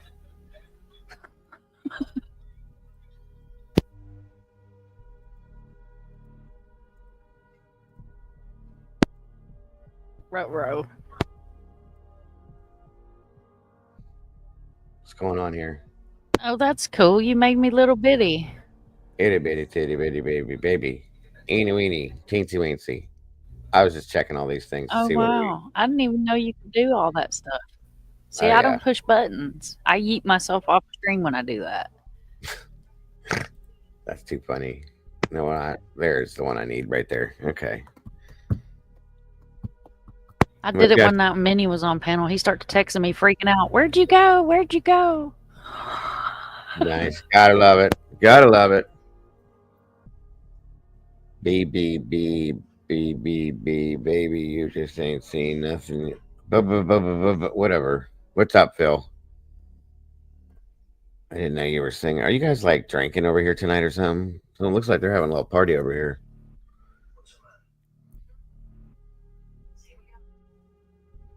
Cryptic's eating Fruit Loops. Fruit Whoops. No, just Fruit being a Loops smart sound ass. good. I can have Fruit Loops in a minute. I think I'm gonna take a 2-week vacation from YouTube. That way I can ensure that I never get back into the algorithm again. What do you think? No, don't do that. Don't do that. And Mike, I take pride in pushing everybody's buttons on Twitter if I can. Don't you do that? You do, I would for be sure. with that. You do, for sure. Yes, you do. So anyway, let's get this thing kicked off here on these Mystery Lights of Brown Mountain. Here we go. And finally, the tale of the Brown Mountain Lights. Legend has it, you can see those mysterious lights on a fall night but no one has ever been able to explain what causes them. Here's the 10 News team of Sean Franklin and Tim Dago with a first-hand look. We hit the road to Morganton, North Carolina in time to make it to the mountain by dusk, 170 miles, to see if we could spot the mysterious lights for ourselves. But before we get there, a little background on these celestial sights. In inky black darkness at Brown Mountain, if you look closely, you might witness a mystery. We tell people that the Brown Mountain Lights are our mystery in the mountains. The mystery has inspired songs, Brown Mountain Light. even websites. It's a phenomenon in the Pisgah National Forest and the foothills of western North Carolina that are totally unexplained. Morganton, North Carolina is a small mountain town in Burke County. The town's biggest draw, the mysterious Brown Mountain Lights. Travel and Tourism Director Ed Phillips says they're orbs of light floating over and on Brown Mountain with no immediate explanation. A quick search on YouTube shows dozens of sightings. But what causes the phenomenon? And science has failed to explain them, yet thousands, if not tens of thousands of people have seen them for hundreds of years. There are some varying explanations. Are the lights real? Or are they some? Welcome, time traveler. Good to see you tonight. It's a new face. Thank you for joining us. Appreciate you very much. True Seeker, good to see you. Phil is in the house. Good to see you tonight, Phil. Anybody that I didn't catch, welcome. It's good to see you. Anybody that's not in chat and you're just lurking, it's wonderful to have you here as well. Just please make sure to hit that like button and share this out if you would. Hit the like button if you could. And thank you all for hanging out here with me and Mom like you should. Thank you so much. Something paranatural. Yes, alien activity is one explanation people cite. People have fun with that. They've written songs about it. And we don't put too much stock into that at all, but it's just fun to talk about. But there's some real history here, too. The Catawba and Cherokee Indians used Brown Mountain and Linville Gorge below as a boundary, and they often fought over territory. The battle was bloody. Some didn't come back. And so the maidens, Native American Indian maidens, came out with torches, pine knots that were lit, searching for their warriors that never returned. Some say the lights are the maidens' torches, forever searching. In the early 1900s, the U.S. Geological Survey tried to shine a light on the mystery once and for all. And they came out here and they said that it was lights, headlamps on trains. It seemed logical, but that theory fell back into darkness soon after. In 1916, there was a huge flood, and it wiped out all the railroad tracks, the trains, everything. It was completely gone, not a sign of it left. And the next year, the lights were seen again. And have been seen again and again to this day, including by a professor at Appalachian State University who's working to figure out what they are. That was the first time that scientists, actual, professors at a major university in North Carolina had gone on an expedition, had placed these cameras out, and actually caught something from a scientific perspective. But would this breakthrough solve the mystery?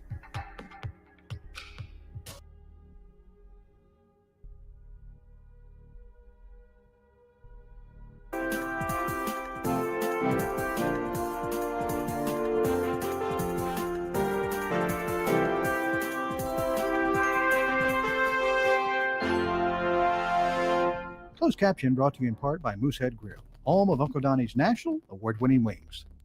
Folk tales. Ever since the first part of the last century, and possibly even before that, people have been reporting seeing strange lights up here. In September 1913, an article in the Charlotte Observer told of a mysterious light seen by members of the Morganton Fishing Club. The light would appear regularly over Brown Mountain and had been seen for over 2 years. Even after all that time, the cause of the light was, quote, still baffling all investigators. The mystery was such that Congressman E.Y. Webb requested the U.S. Geological Survey investigate the matter. Welcome, Their Mama Dick. 1913 study concluded the sightings had merely been train headlights seen in the distance, but that didn't sit well with people, especially when the sightings continued, even during a period following the Great Flood of 1916, when no trains were even running. This prompted North Carolina Senators Simmons and Overman to request another, more extensive investigation. This time, George Rogers Mansfield was sent in to conduct the survey. He took detailed measurements and readings from positions all over the area, but in the end, his conclusions were pretty much the same, attributing most of the lights he saw to cars, trains, stationary lights, and brush fires. You'd think that would be the end of this story, but it's not. Just down the hill in the city of Morganton, I attended the Brown Mountain Light Symposium. It's a place where people of all types gather to hear experts present their theories and eyewitnesses share firsthand accounts. The interest in the Brown Mountain Lights just grows and grows every day, every week. And we have literally hundreds, if not thousands, of people on weekends going up into the mountains to look for the lights. Even after 100 years, very reliable people are still reporting unexplained lights in the area of Brown Mountain. C.W. Smith and Les Burrows spent decades working in law enforcement and investigation for the Yes, Brian, there's documents that we're not doing it tonight. We're not talking about that tonight, but I was going to talk about it tomorrow. So if you guys want to talk about the new documents out of Idaho, tune in tomorrow and we were going to talk about them then. Thank you.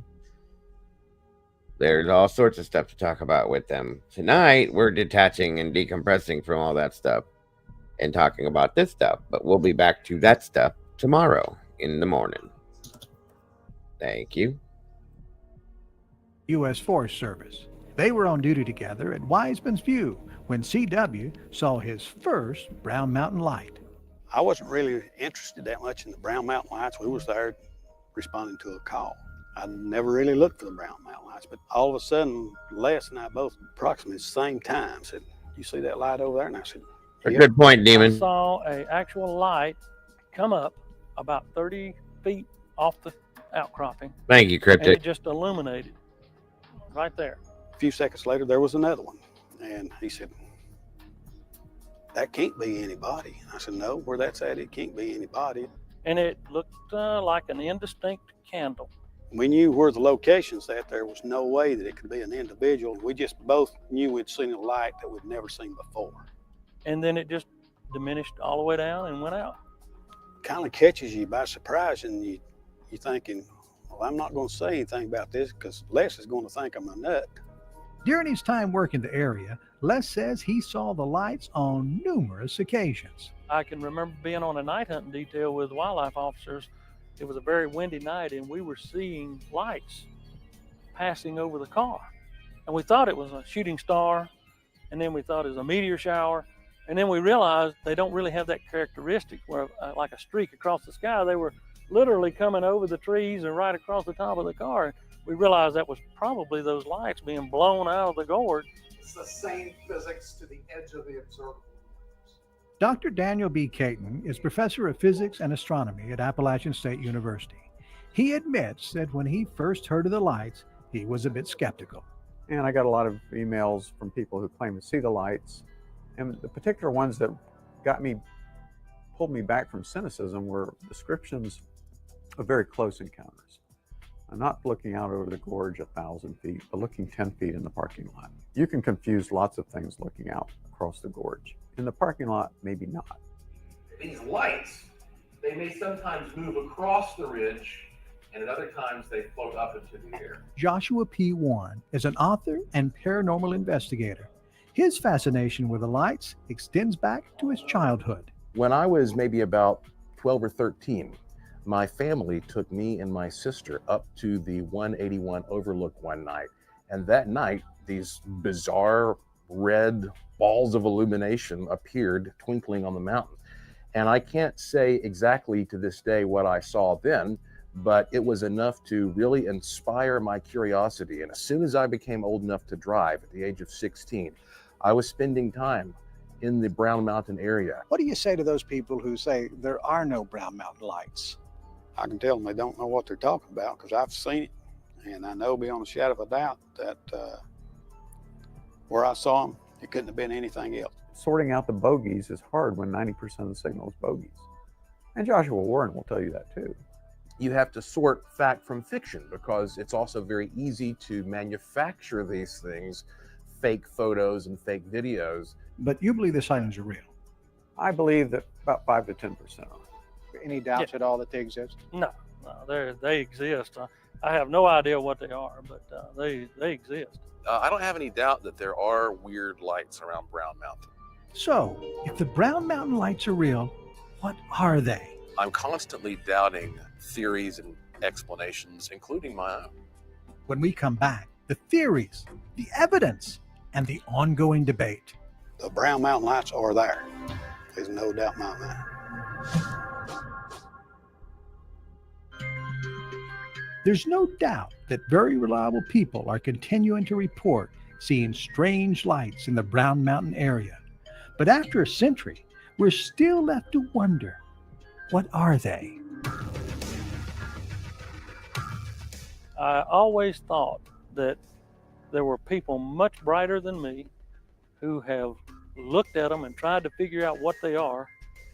And if they don't know, I'm not going to waste a lot of time trying to figure it out. I've always thought in my mind that they were some kind of rare gas or something coming out of the ground. I just think there's gases that are trapped in the earth, and then when it rains really hard, it releases the gases, and that's where you see the lights. There are no lack of theories and opinions, ranging from the scientific to the paranormal. Quartz is a piezoelectric material, which means that when you compress it or stretch it, it creates a strong electric field.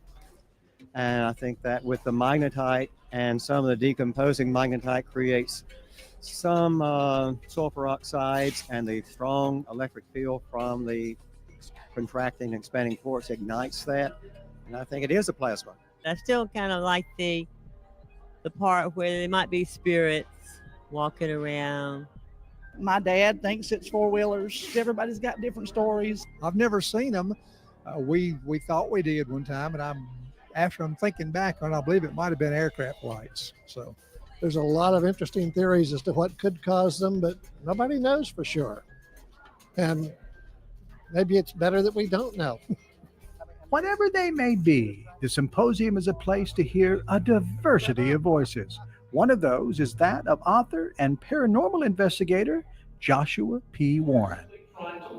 Over the years, you have everything from people talking about alien abductions and underground alien bases to underground military installations and all of these strange people observing the activity there. It's been on the X-Files. Another distinct viewpoint is that held by Appalachian State physics and astronomy professor Dr. Daniel B. Caton. UFO people, their last line of defense is, well, if you guys want to go watch the fight, go for it. It ain't gonna bother me. It's a waste to me. I don't like either. I can't stand Jake Paul, and I know Tyson's gonna beat his ass anyway, so it's just a waste of time for me. That's why I'm not watching it. Otherwise, it is what it is. But if you want to go watch it, and don't feel bad. I don't mind. Do what you got to do, folks. I see a bunch of people talking about it. It's all good. Do what you need to do. I'm just not. I don't care. So that's why I'm doing what I always do. No biggie. I don't follow Homo sapiens with desires to smash gray matter out of another Homo sapien. I mean, that's a good way to look at it, Brian. If you want to say it that way. that's physics we don't understand yet. I don't approach it, of course, from a paranormal viewpoint. And I'm not out to beat down the paranormal guys, but come on, this is not E.T. Well, I think the Brown Mountain lights themselves are technically paranormal. Some of the footage that we've gotten is completely inexplicable. We have put it through every test we've got. We cannot explain it. These men come at the subject from two very different directions, but even they have a few places where they've reached similar conclusions. Josh, what do you think the Brown Mountain Lights really are? I think that most of the Brown Mountain Lights are a natural phenomenon similar to ball lightning. I have taken a wide variety of scientists with me, gathered their expertise, talked to a lot of witnesses. Surprisingly, Professor Caton also shares that opinion. I think the best theory right now is that they're ball lightning. Ball lightning are these little globs of glowing gas that appear maybe even indoors, and they move freely, sort of horizontally, and they have time scales of seconds, tens of seconds, and then they dissipate. And they also agree on one other thing. They are extremely rare. I've been up there for 20 years, and I think I've only seen what I would consider Brown Mountain Lights about 6 times. So, truly mysterious lights, which I think are real. I think there's a real signal there, are much rarer than you might believe. I've probably been at Wiseman's View and Table Rock hundreds of times, if not thousands of times. And I can actually say I've only seen the Brown Mountain Lights, what I consider to be Brown Mountain Lights, 2 times. If it is ball lightning, what could be causing it? Josh has his theory. Brown Mountain is sort of a geological conduit for massive amounts of electricity traveling around our planet. Our planet is kind of a big, dynamic electrical machine. It may be because of the special geology there. It seems to be a place, one of a handful of places on the planet, that is a very good conductor of this type of electrical power. Dr. Caton is a bit more cautious. If it is ball lightning, what is it about the Linville Gorge that preferentially creates it? Our approach is to develop some remote sensing cameras that will push images to the web, and we can watch them and then correlate what we think are real lights with other phenomena like geomagnetic activity, solar activity, meteorological conditions, heck, I don't know, the tides. But even if the Brown Mountain Lights are part of a natural phenomenon, I think they trigger a lot of very weird, even more paranormal stuff as sort of a byproduct. Wouldn't it be nice if we understood the Brown Mountain Lights? I know exactly how a rainbow works. I know the refractive optics. I know the dispersion. But that doesn't mean that I don't enjoy a rainbow. We would like to contribute some understanding so that we can know when and where to look.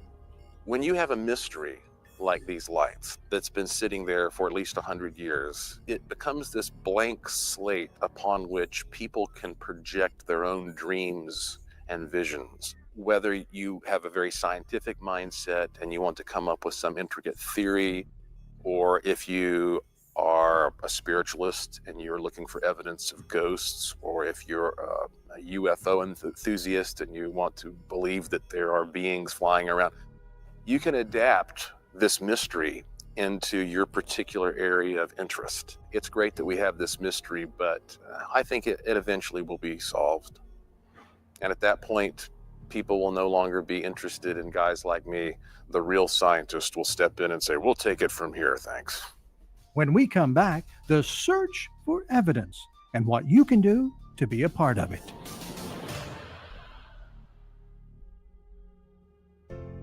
Many theories exist as to the exact cause of the Brown Mountain Lights. Some think there's a simple scientific explanation. Others are more open to the paranormal possibilities. And some believe there's nothing there at all, but a trick of the light and the human imagination. One thing is certain: solid photographic evidence would be a key step in explaining what they are. So I thought, I've got the capability and can spend the time. I'm going to go try to capture the lights. Charles Braswell is a professional photographer with years of experience photographing things that end up in the sky. He spent more than 12 years investigating the lights. In fact, he spent so much time at the Overlook, some of his friends began to get a little worried. He was sitting on the side of 181 in the dark, at all times of day and night. We were concerned sometimes about his mental state. I started coming out to try to photograph the lights. I'd looked around to see if I could find any photographs that existed of the lights, and I was coming up empty. I just wasn't finding any. Did you come out and look for the lights first without your camera, or did you always have your camera with I you? always had the camera with me. I usually had a still camera and a video camera set up side by side, each on tripods. Years of dedication and a little luck came together for Charles on October the 15th, 2001, when he captured what has become one of the best known photos of a Brown Mountain light. And the light just appeared here above the ridge, and it was pretty bright, as you can see. And it was rose, got a little dimmer as it came over, and then it rose again. And as it rose this time, it got very bright as it came across, and then started dimming again as it started traveling horizontally from south to north. The light first showed up. Charles also showed me the video he captured, which helped me better understand the motion of the light in his time-exposed photograph. So that's the same light that was in the picture. This is just the video that goes with it. Based on his video, seen here, and on Charles' description, we created this simulation to illustrate in a few seconds the motion he observed and recorded with his still camera over a period of 1 minute and 45 seconds. Yeah. Like I told you, the light was a round ball of light, but as it was photographed in the still picture on a timed exposure, it's going to actually paint a line of light everywhere where it travels. I'm a very talkative person, and I'm constantly talking when I'm videotaping all. When that happened, it just was so mesmerizing. When I played the video back later, I hadn't said a word during the whole video. Charles collected his many years of research into a book detailing the various accounts about the Brown Mountain lights, as well as his own experiences in getting his unique photo. Just tried to tell it kind of like a, yeah, I know it is. It took Charles countless hours. You know, what's weird is that I've seen video of something like this basically in Molly's backyard. If you're Did you see the little heart at the bottom of it? Yeah. Isn't that strange? Yeah, that's wild looking. That's a hell of a picture.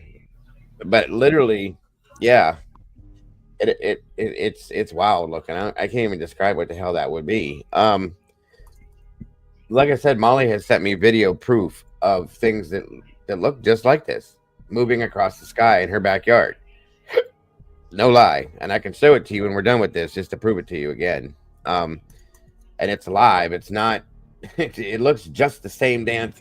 I mean, it ain't got the swoop on this one, but it's just a ball of light sliding across the back sky behind her house. And it's like, what the hell is that? Well, now we got a whole bunch of them here. This is crazy. I can't believe I've never heard of this. All the crazy stuff that I watch, and I appreciate doing this tonight because I have never heard of this. Now I'm gonna have to look into it because I'm like, what the hell? How did I miss this? When I found it, it was when I was doing research on Roanoke, and I was looking through North Carolina stuff, and I started digging a little bit deeper, and like looking at personal accounts of people seeing this, and then I noticed that there was like over 3,000 accounts of people seeing this. I went, wait a minute, what the hell is it? And look, there's yeah. And I thought, holy shit, this is interesting as hell. So, and as I was watching it, you guys, I was like, oh my God, I've seen this, not in North Carolina, but in Idaho, where Miss Molly lives at. And I'll show you when we're done here what I'm talking about. It's the same thing. Miss Cynthia, hello and welcome to Friday. Good to see you. So anyway, I'll shut up, but I just wanted to throw that out there real quick. Over many years before luck allowed him to capture his iconic image. But some are not so patient. This is Wiseman's View, and we're looking out over a nice area of the Linville Gorge. Lights have been seen here, so we're hoping to eventually we're hoping to have a camera here. For years, Dr. Caton wanted to get cameras permanently installed where the lights are most often seen, including here at the Highway 181 overlook.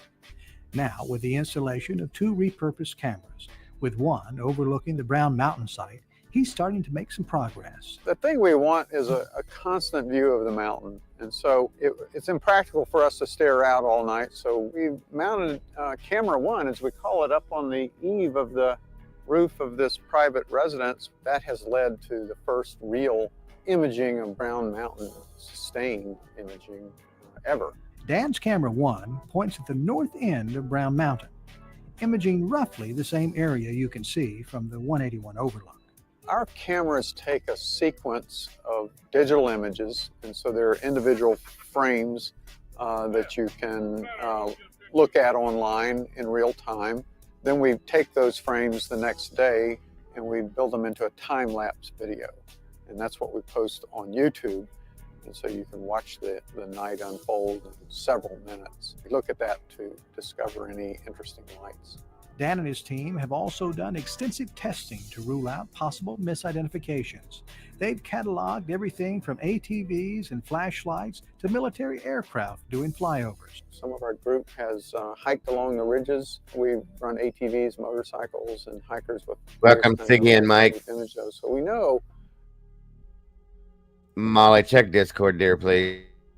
What aren't the lights now? What we want to do is correlate the real light signal with something, and we don't know what the something is. A lot of effort has gone into getting the project this far, but there's still much more to be done.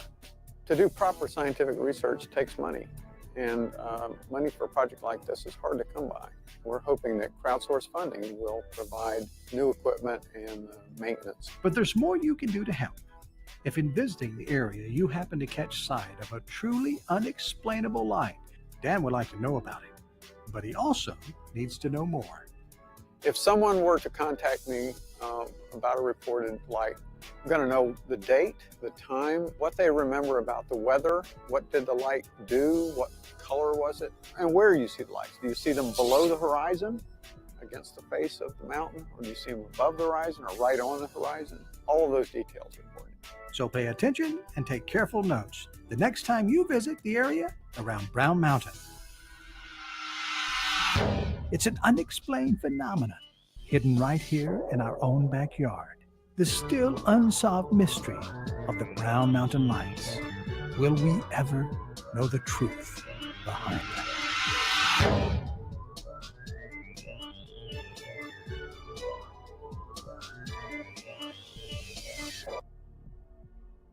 That is so freaking cool. Hang on. Hang on.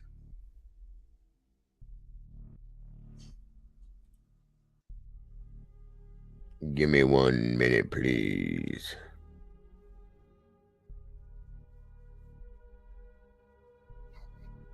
Hold up. Hold up. Wait. Whoa, let's see here. Okay. Now, where'd it go? All right, Mom's going up in a rabbit hole because now I got to know more. That is so awesome. I'm so like ashamed of myself being an unknown buff over here and never have heard that. Oh, hell It's no, crazy. Mom. Don't worry about that. I never heard of it. And I'm you know what I do? I never heard of it, not once, until just the other day. And I went, what is this shit? And then, That oh is boy. so interesting. And you know, one thing I was thinking, you know, down here they pull that shit. Oh, it's swamp gas. It's swamp gas. They can't pull that up there. Ain't no swamp gas. Them's mountains, hills, and hollers. No, this ain't no damn swamp gas. It's too organized, and it's too put together to be swamp gas. Okay, the way you see. Okay, here's what. Okay, you tell me. Look at this. You tell me that that's swamp gas. That's what I'm saying, man. No. There's It is no not. way. There's no way. Not even close. Yeah, I thought this was cool as hell when I saw this, and I'm like, are you kidding me? And it's been going on forever and ever and ever, and it's not. There's too many people to see it for them to say that it's bullshit. Okay. Methane gas, right? This ain't no damn methane gas, not at all. So this is the secondary part to this, guys. This is very interesting too. This was, to me, once I went through this, I almost thought this was almost better than the Roanoke thing. Even, don't get me wrong, I love the Roanoke, but we know what we know, and that's all that we know. This is about as mysterious as you can get because nobody has an answer for this. Not an answer that makes any sense, at least. So, And this happens in so many different places. Like, I don't yep. understand how people are like, oh, it's ball lightning, which has just been discovered in what, like the past 10 years they came up with ball lightning or some shit. It's not Yeah. that old of a But- theory. And this has been being described as going on for hundreds of years here. So figure that Right. out. And I That's might what be off on my numbers, but you know what I'm talking about though. Like it just recently, like within us being adults, that they've come up with ball lightning, because the first time I remember seeing it, a lady had posted a video, I want to say on her Facebook, of it Mhm. going across her backyard. Yeah. No, absolutely. Absolutely. No, this doesn't make this could, to me, this is either some kind of extraterrestrial type scenario or some kind of a paranormal something. There is really, in my opinion, no logical experience or explanation for this that I can think of to save my life. I've been thinking about it for 3 days before I even brought it up to you guys. I sat down, my wife and I looked at it. Two of my older sons looked at this. I said, "What do you guys think?" And there's scientists looking at this, there's other people looking at this, and nobody gets nope. No, nobody gets it. Oh, that's actually kind of interesting, Bunny. Souls going to heaven. That's sweet. I like that. It would explain how Aw, many that there is are. sweet. You know, it would explain how many different times it's seen. I don't know, guys. This one's wild to me. I'm very skeptical about just everything that doesn't have I try to find any a scientific or psychological answer to something that makes absolute sense. This, I can't figure it out. Just saying. They tried headlights, they tried airplanes, they tried ball lightning, they tried everything you can think of, and none of it makes any sense. So that's why we're watching this tonight. Well, it ain't no damn train, I tell you right now, in the damn sky. I never really saw any. That was the dumbest thing I heard. To be honest with you. Train. Yep, that's a train, all right. Woo woo. Look out. Just watch how this moves too. That's the other thing. And once I seen that dude's photograph, the way he took that, the way it looked as it was moving, something, nope. There was a little tiny article I watched where this lady kid said that she thinks that it's proof of real life angels, and I was like, damn. Okay. Let's not get deep or nothing. Of course, I'm not going with that theory. I'm just saying. You know what went across my mind? Think about like hieroglyphs, and I'm not just talking about Egyptians, like different cultures, like old cultures, like original cultures that did the golden chariots. What if this is what they were seeing? Mm-hmm. You got my brain over here. My wheels are churning. The thing that, hey Kaylee, good to see you, dear. My biggest thing, and I'm a big skeptic, like I said, is extraterrestrial possibility. Okay, that's where I lean to, is an extraterrestrial possibility. I don't know, but I don't know. I don't know what the hell to think at this point. This is wild to me. It really is. So I figured you guys would kind of get some enjoyment out of this. And it's not too scary for some of those people that don't like to be scared. It's just very enlightening and very mesmerizing to me. I want a damn answer, though. That's the problem, is I want a damn answer. I don't know. Anything fast moving. Luckily, we had the right equipment to really see these lights. We had that Aurora Sport Psionics, which is a full color night vision. Join us for an exploration and experimentation into the phenomenon known as the Brown Mountain Lights.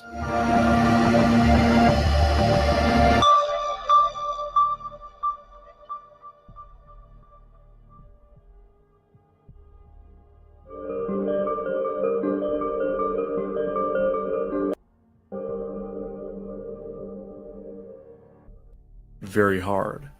Entire roads, towns, and communities were wiped out overnight, in some cases due to extreme flooding. At least 115 people were killed in North Carolina as a result of the hurricane, with an untold amount of property damage caused as a result. Even now, 1 month later, the destruction is still evident, and it will take a long time for these places to bounce back. They could certainly use a helping hand, so here are some ways that you can help North Carolina recover. One simple way is to visit parts of Western North Carolina and spend some tourism dollars in the communities that need the money. Here's what visitnc.com says in a recent travel update for Western North Carolina. Quote, recovery from Hurricane Helene is ongoing in the mountain and foothill regions of North Carolina. Most highways in Western North Carolina are open, with many destinations ready and welcoming visitors for fall travel. However, some roads remain closed or have restrictions. Of particular note are closures on both I-40 and I-26 at the Tennessee state line, impacting travel between North Carolina and Tennessee. DriveNC.gov provides current road conditions throughout the region, including alternate route recommendations for traffic on I-40 and I-26, end quote. Be sure to check out their interactive map to see closed areas and roads. There are many humanitarian groups and efforts underway to help rebuild the affected communities. Samaritan's Purse is one group doing a lot of post-disaster rebuilding in Western North Carolina. And that's the one that we trust, so this is a good advertisement. It'll get to the point, folks, but I don't mind them advertising this. This needs to be heard. And if you'd like to contribute to their efforts, please check out their website. Haywood Christian Ministry is also doing plenty of work on the ground, and they have a donation page on their website if you'd like to contribute.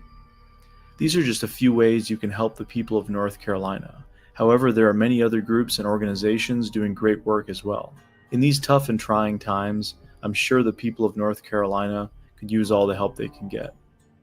Now, on with the video.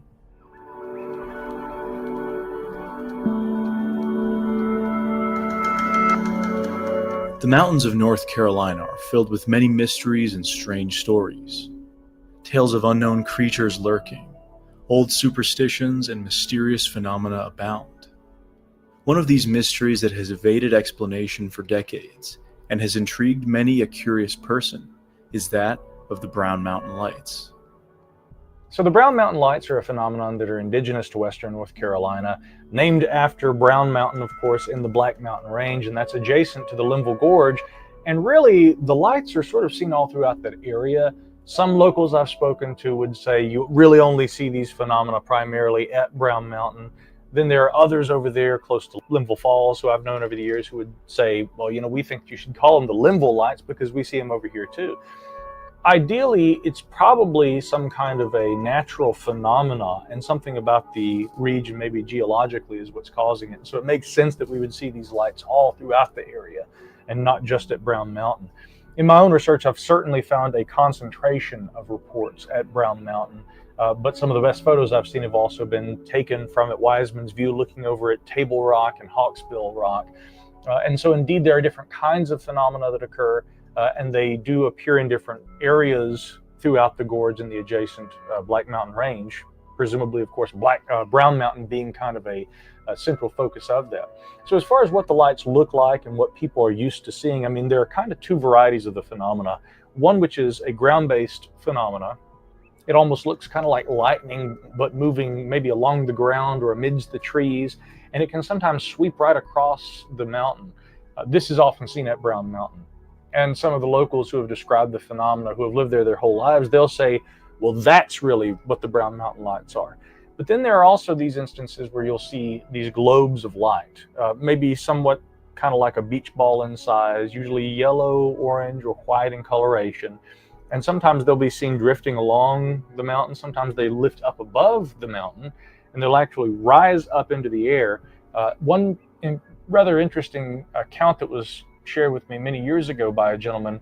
He had been part of an atmospheric science class at Appalachian State University, and he said that they, during a heavy rainstorm back in the 1970s, observed several of these lights over the course of several hours rise off of the ridgeline of Brown Mountain. They'd get to a certain altitude, and then they would begin to drift off in a particular direction, almost like they were candle balloons or something along those lines. Now, some would say, well, maybe they were candle balloons, but under torrentious heavy rain like that, I would find it hard to believe that candle balloons could, remain lit and of course be carried aloft like these phenomena appeared to do when this gentleman observed this. So again, the way that he described them, these sounded almost more like ball lightning. And this is an interesting thing too. Many describe a ball lightning-like aspect to Brown Mountain. So again, there are the phenomena that occur kind of on the ridge itself, and then there are the self-contained luminous orbs that are ball lightning-like. And that's essentially kind of what the Brown Mountain lights are and how people describe them. Here we have the Sunday, July 29th, 1962 edition of the Asheville Citizen-Times. And this article by Jim Beatty, Brown Mountain Lights Remain a Mystery to Viewers. And this photograph, presumably attributed to a Times photographer, maybe Jim himself. This was in the feature editorial section. We have a photograph that actually shows little lights there at Brown Mountain. Now, these are interestingly all seen below the ridge line. So I would say that it's possible that we're looking at something unique there, or those could be campers way back in the 1960s. But again, it shows the prevalence of the interest in this at that time. Now, here we have a very interesting piece of information, I think, in the Brown Mountain narrative. And this is from a book by Nancy Roberts, where she had a chapter on the Brown Mountain Lights. And her husband, Bruce Roberts, took photographs when they were there. This depicts, of course, the old U.S. Forest Service sign that used to be there at the 181 overlook where you can observe the Brown Mountain Lights. What I find really interesting is the photograph that Bruce obtained either that night or some other time when they had been down there, where you clearly see the distinctive ridgeline of Brown Mountain, but then also these lights that appear to be over the ridgeline. And I happen to know that from that vantage, you're not going to be seeing the city lights of towns and things in the distance from that vantage. You certainly could if you were up on Ginger Cake Mountain or on the road that takes you to Table Rock and you're looking down into the valley at Brown Mountain. You'd easily see more of the ground and the horizon, even off in the distance beyond Brown Mountain. But in this instance, we're seemingly looking at objects above the ridgeline from a vantage point where you're seeing sky off in the distance behind Brown Mountain. Who knows what these objects are, but again, I would look at this and say this is probably a good example of objects, lights that are rising above the ridgeline and from a vantage where they seem to depict aerial phenomena, lights. And that would be some of the criteria I describe as being probably good qualifiers for what the Brown Mountain Lights are. Again, what we see in that photograph is consistent with things that I've been told by observers over the years when they say, yeah, we saw these lights rise off the ridgeline, go up into the air, sometimes hover. And then finally, there's also a certain degree of similarity between the light manifestations represented in that photograph and some of the recent footage like that captured by Joe and Jesse in February of 2023. Can you see that? Can you guys see that? Do you see that ball of light just rising above the mountain? Jesse, there's 3 of Look at them. They're just hovering. Look at them rising above the mountain. Do you see the lights, guys? That is so freaking cool. This is why. All right, now the top one's starting to get brighter again. Now that one on the left, what it moved over to the right and then it jutted over to the left. Like they're just meandering through the sky.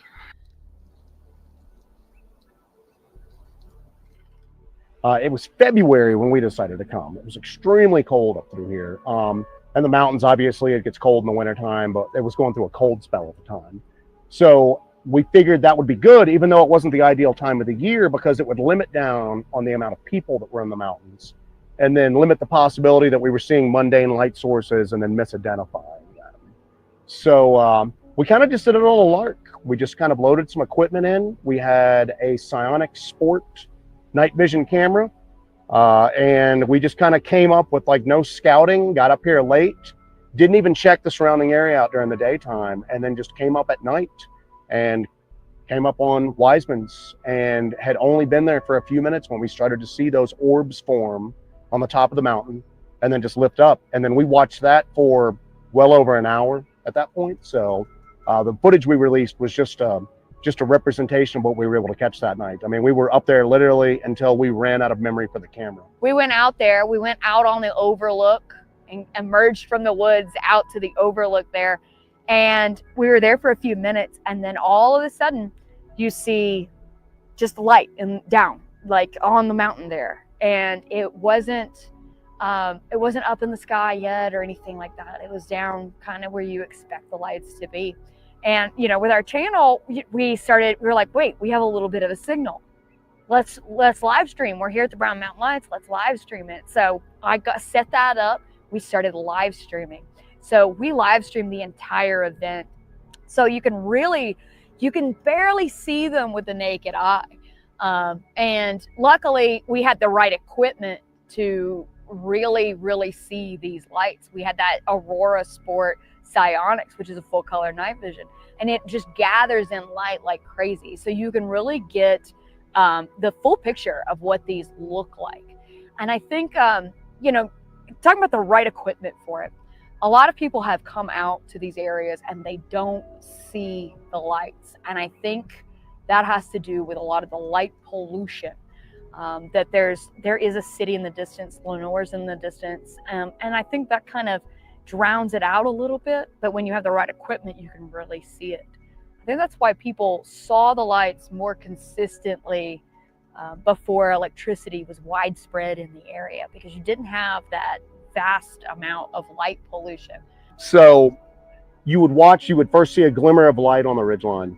And we had probably the same discussion that everybody else had. Welcome, Greg. Are we seeing campers? Are those campfires? Who would be foolish enough to camp on the top of a mountain on a ridge and the weather that we were experiencing that night? But then you watch them, and they basically slowly started to rise up out of the trees. We never really saw anything fast moving. They would just slowly kind of come up. And then we're going through the secondary kind of questions. You know, are we seeing drones? Is it some sort of like, you know, Chinese lantern flying up and everything? But they would just drift up and then stop, and then drift in one direction, stop, drift in another direction, and then another one would come up. And again, if it's Chinese lanterns, something like that, they're all going to move according to the same wind speed and direction. You're going to see them kind of like uniform in their movement. It's not what we saw. They would just drift in different directions at that point. And then they would just go up and then just slowly dissipate and go away. When Jesse sent me that footage, again, first of all, I began to think, well, these are probably aircraft. We should be able to determine that pretty quickly, because those lights are going to remain stationary for a time. But then when the aircraft banks and heads off to the east or west, we're going to be able to see those beacons.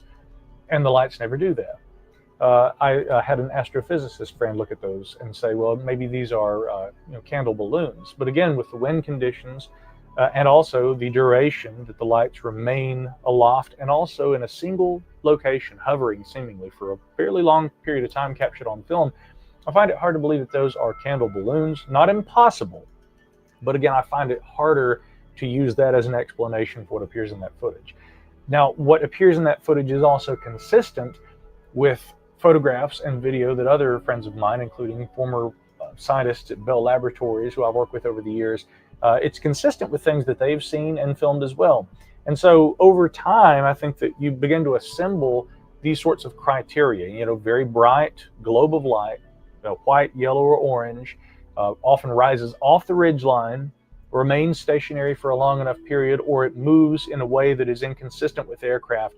These kinds of things that help to discern between prosaic sources of light, campers, aircraft, etc., and again, the so-called anomalous phenomena that occurs. When I'm looking at it, I was just going, you know, we came here thinking like traditional spook lights, you know, the traditional, every area that has these weird lights always has kind of the same folklore behind it. Dead miners, you're seeing miner lanterns, things that are tied in with the Native American tribes in the area, the Cherokee, that the usual story you hear is that there was some sort of battle between warring Native American tribes, and what you're seeing are the lights of the torches of the squaws looking for the braves that were killed in battle. So we kind of came up with like a paranormal, supernatural kind of frame of mind looking for these. And then what I'm looking at is I'm going, this is like UFO activity, man. You know, maybe not mechanical craft, but I'm seeing an unidentified light flying in the air at that point. I didn't see anything supernatural about it.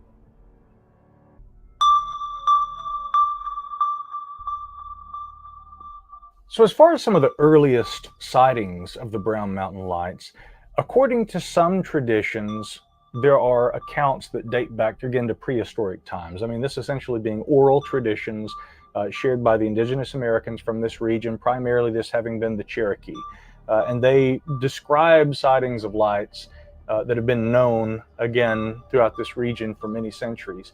The problem with the traditional perspective is that in terms of actual written history, we don't have any actual written legends that explicitly describe the Brown Mountain Lights seen in that locality and known in traditions that extend back to pre-Columbian times.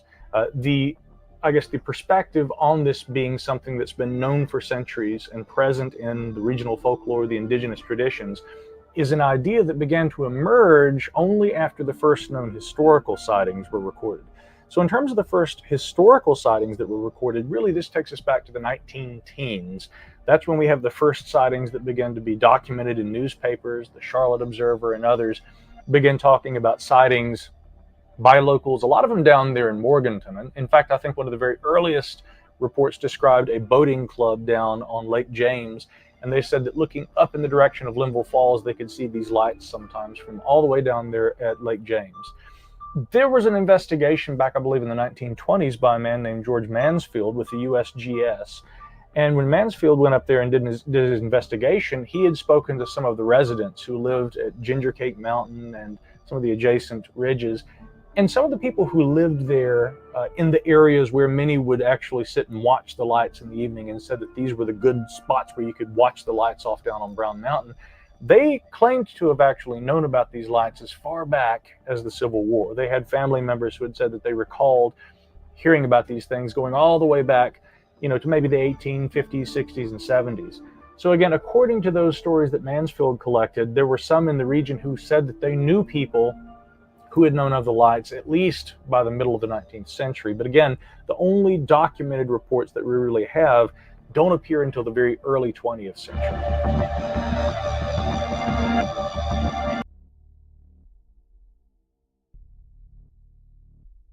He'll be back, y'all. It's 10:22.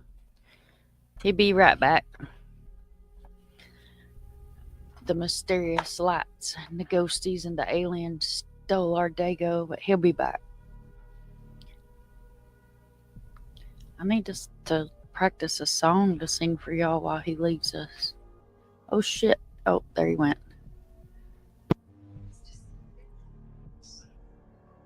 Welcome back. Ruh-roh. Oh. Okay. Here we go. That was fun. I don't know what the hell that was all about. Huh? I don't know. You was bouncing all over the place. I was getting dizzy. Yeah, me too. So the Brown Mountain Lights are a phenomenon that are indigenous to western North Carolina. Oh hell, where were we on this? Damn it. We were towards the end of it. Let me see.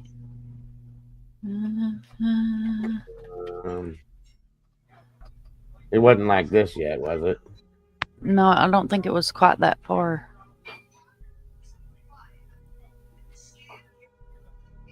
Back around. Did we see? Do you remember seeing this yet? No, I don't remember seeing that. He was talking about the not that guy, not the guy sitting in the office, but the other guy was talking about the like the burning torches and stuff. Yeah. Is there a transcript on it? Oh shit, I don't see one. No, down you had to hit more on the description. See how it says more? And sometimes it's down yonder in the bottom. Ha ha! It says 19. Oh, that might be where we are now. Right here? Yeah. 1939. Yeah, that's where we're at right now. So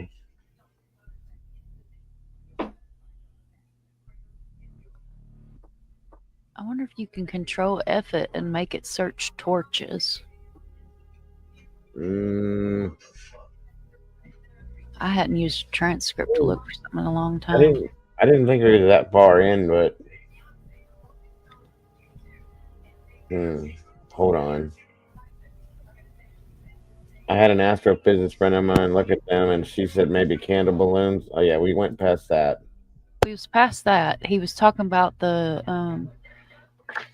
legends of the indigenous and torches, and I'm not going to use the word he used. No, I know.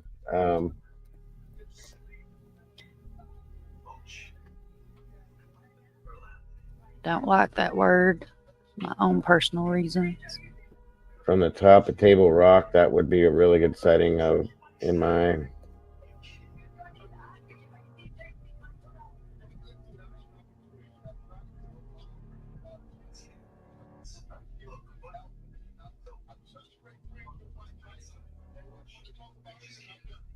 Nope, I don't think we went that far up. Hold on.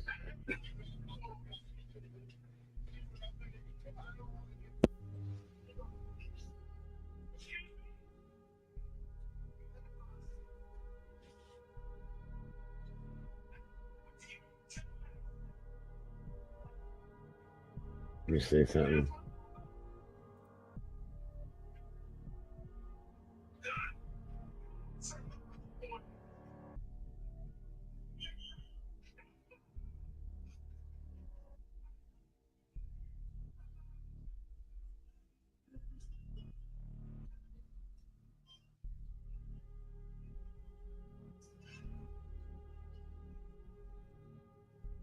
I don't see the torches part yet. I know that's where we were because I remember hearing it.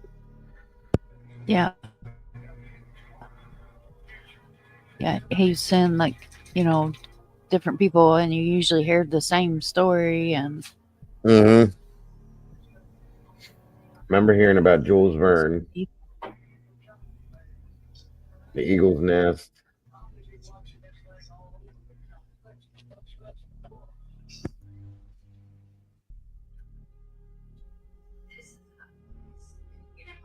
Hold on, guys. I'm sorry. After the indigenous Cherokee, Linville Gorge.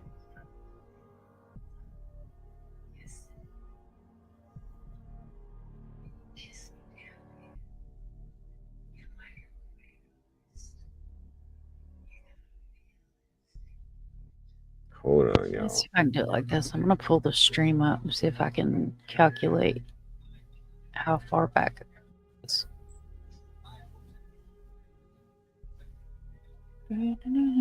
Where's it at?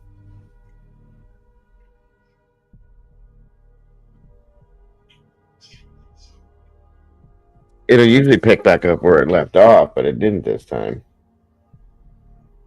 YouTube's been doing crazy stuff anyway.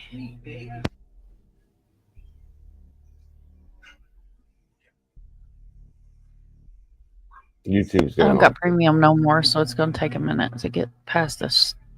I don't either. Ad. There it goes. Let's see how many minutes back it was.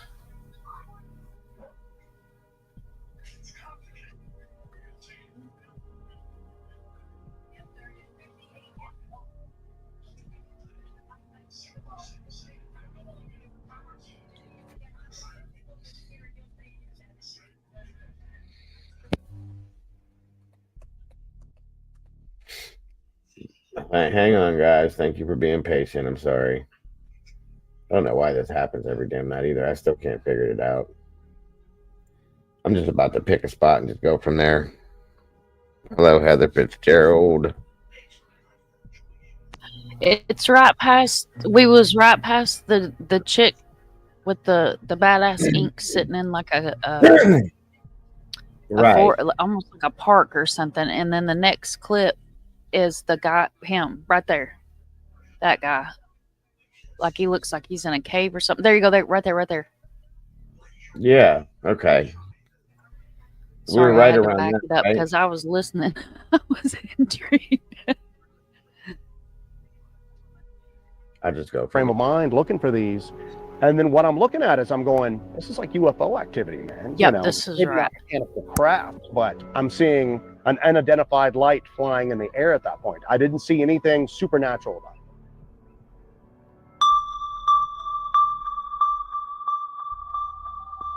So as far as some of the earliest sightings of the Brown Mountain Lights, according to some traditions, there are accounts that date back again to prehistoric times. I mean, this essentially being oral traditions shared by the indigenous Americans from this region, primarily this having been the Cherokee. And they describe sightings of lights that have been known, again, throughout this region for many centuries. The problem with the traditional perspective is that in terms of actual written history, we don't have any actual written legends that explicitly describe the Brown Mountain Lights seen in that locality and known in traditions that extend back to pre-Columbian times. I guess the perspective on this being something that's been known for centuries and present in the regional folklore, the indigenous traditions, is an idea that began to emerge only after the first known historical sightings were recorded. So in terms of the first historical sightings that were recorded, really this takes us back to the 19-teens. That's when we have the first sightings that began to be documented in newspapers. The Charlotte Observer and others began talking about sightings by locals, a lot of them down there in Morganton. And in fact, I think one of the very earliest reports described a boating club down on Lake James, and they said that looking up in the direction of Linville Falls, they could see these lights sometimes from all the way down there at Lake James. There was an investigation back, I believe, in the 1920s by a man named George Mansfield with the USGS. And when Mansfield went up there and did his investigation, he had spoken to some of the residents who lived at Ginger Cake Mountain and some of the adjacent ridges. And some of the people who lived there in the areas where many would actually sit and watch the lights in the evening, and said that these were the good spots where you could watch the lights off down on Brown Mountain, they claimed to have actually known about these lights as far back as the Civil War. They had family members who had said that they recalled hearing about these things going all the way back, to maybe the 1850s, 60s, and 70s. So again, according to those stories that Mansfield collected, there were some in the region who said that they knew people who had known of the lights at least by the middle of the 19th century. But again, the only documented reports that we really have don't appear until the very early 20th century. With my curiosity fully piqued about this unusual phenomenon, I wanted to spend a few days near Brown Mountain and in the Linville Gorge with Micah, Jesse, and Joe. All right, here we go. So Micah, where are you taking us right now? So we're headed up Table Rock, one of my very favorite spots right here in the Linville Gorge. This was referred to, of course, as the mystic altar of the indigenous Cherokee, and it's still a place of allure and wonder. Awesome. Let's go. This is where a lot of those lights supposedly are seen, so it'll be cool to kind of see it from this perspective up here. So were you looking at the chimneys over here? Yeah, you can actually see one of the chimneys off there in the distance. And if you take the other portion of this trail from the Table Rock parking lot, it takes you right up that ridge and along down where you get a very up close and personal view of those chimneys. So this rock we're standing under is actually well known to fans of literature because in his novel, Master of the World, Jules Verne actually incorporated this rock. He called it the Eagle's Nest. And the antagonist, Rober, lands his airship on top of this rock. Now, Jules Verne, he'd never come to the Linville Gorge, but he read the travel logs and he incorporated this into his story and made this area right here the sort of lair of Rober where he landed his airship. So this is one of the prominent locations that's featured in that novel. Very interesting that it's a science fiction about craft. Yeah. Moving vehicles. Well, what's also interesting is that in that novel, the locals in nearby Morganton described seeing weird activity up on the mountain, lights and things. So some look at that as possibly being a fictional reference to the kinds of things which around that same time started appearing in newspapers in the region, which describe what popularly today are known as the Brown Mountain Lights. Amazing. Yeah. Wow.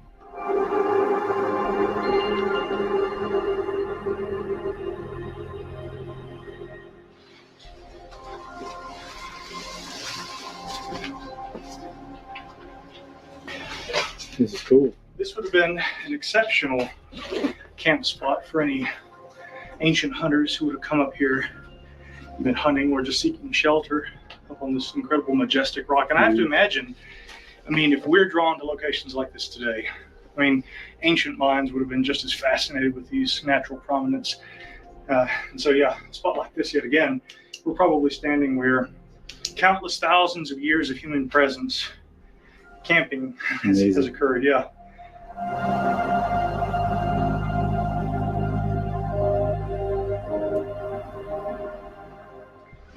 Now, be careful, watch your step with this. One of the best views in Western North Carolina you're looking at right here. Wow. So there's the parking lot down there. And actually, there are, I got to see where they are, but there are connections. That is probably one of the most beautiful views I've ever seen in my life, to be honest with you. Oh, that's phenomenal. Whoever lives around there, you're so lucky. Seriously, I'll just tell you that much. It's amazing. Beautiful. Majestic and amazing. You like, just imagine being able to walk around near where you live and just step out and look at that. That's insane. Just touch the sky. Right. The air there is probably just absolutely amazing as well. The oxygen level, look at, it's got to be insane because of all them trees. You know what I mean? Mm-hmm. Yeah. It's gorgeous. I'm jealous. Connectors in the stone here where rock climbers, maybe with the Outward Bound school down there, but they actually will rappel off of this rock. I don't see where they are. So this is basically where the objects in Joe and Jesse's video were floating or hovering. Yeah, so Joe and Jesse, I believe it was in February of 2023, they, from Wiseman's view, filmed a series of lights that, again, I found this footage incredibly intriguing because you see the lights essentially directly out and above where we are here. Now, one thing you'll obviously notice is how much wind there is up here at this altitude. The wind's constantly whipping through. In February, it probably would be even more pronounced. And the fact that some of those lights would ascend to a point and hover and remain in position for so long. I mean, I looked at these and I first tried to rule out aircraft coming from a small private airport over in Lenore. I can tell you that for the length of time that those lights appear in that footage and the movement patterns, they don't appear to be conventional aircraft. I actually had an astrophysicist friend of mine look at them and she said maybe candle balloons. But yet again, the idea of those candle balloons remaining aloft and stationary in February amidst all this wind, it defies logic. So I don't know what's in that footage. I just say that it's very unlikely to me that they're conventional candle balloons or aircraft. Now, again, if you add to what you see in that footage, the traditional lore about sightings of the lights, which do often, and there are photographs that I think that depict this phenomena, but again, these lights that rise off of the ridge lines and actually go up into the air, I mean, that's entirely consistent with what Jesse and Joe filmed. And so again, if you were sitting right here on this cliff where we are right now, and those lights appeared, I imagine you would have a front row seat. You couldn't have a better view of the lights than this. Have there been reports from people here seeing the lights while here on Table Rock area? You hear some reports of observations of the lights from here. Now, the problem really is that the vast majority really come from over at Wiseman's. And that's one reason why, again, the skeptic in me is always on the lookout for misidentification of campers, lanterns, things along those lines. You can't rule out even fireworks. I've found spent Roman candles and fireworks down in the gorge, which is probably a really dangerous thing to do, but people have done that. Locals I've talked to talk about people who come up here and play Brown Mountain Lights. They'll do things like that to try and trick the onlookers over at Wiseman. So you can't rule all of that out. But to me, if there were more observations from over here at Table Rock, and there were more people who from this vantage point said, look, we saw a great big luminous beach ball sized orb of light hovering 25 yards away from us from the top of Table Rock, that would be a really good sighting, in my opinion.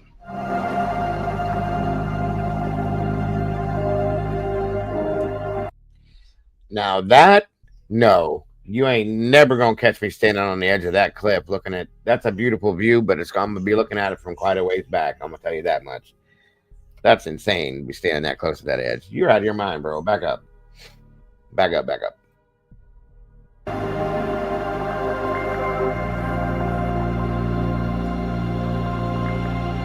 Where are we descending into now? So right now, we are down in this kind of a liminal space on the side of Table Rock.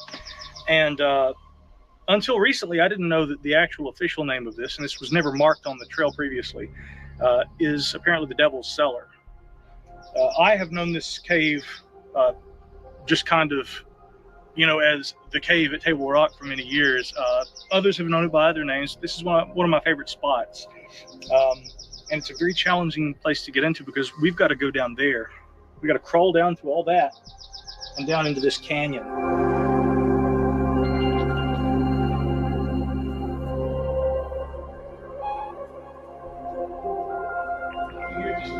Woo! Oh, man. I love this.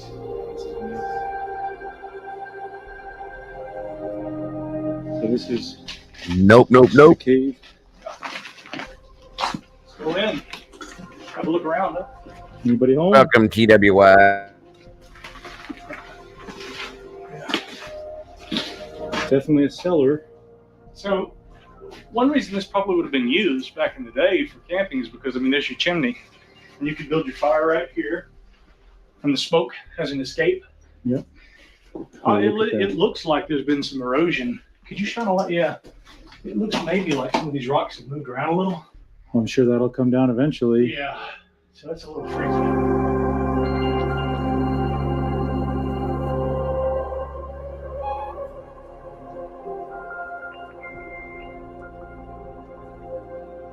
I traveled out to Wiseman's View, which is just opposite of Table Rock, in order to meet up with Jesse and Joe, to the location of where they filmed that unusual video last year.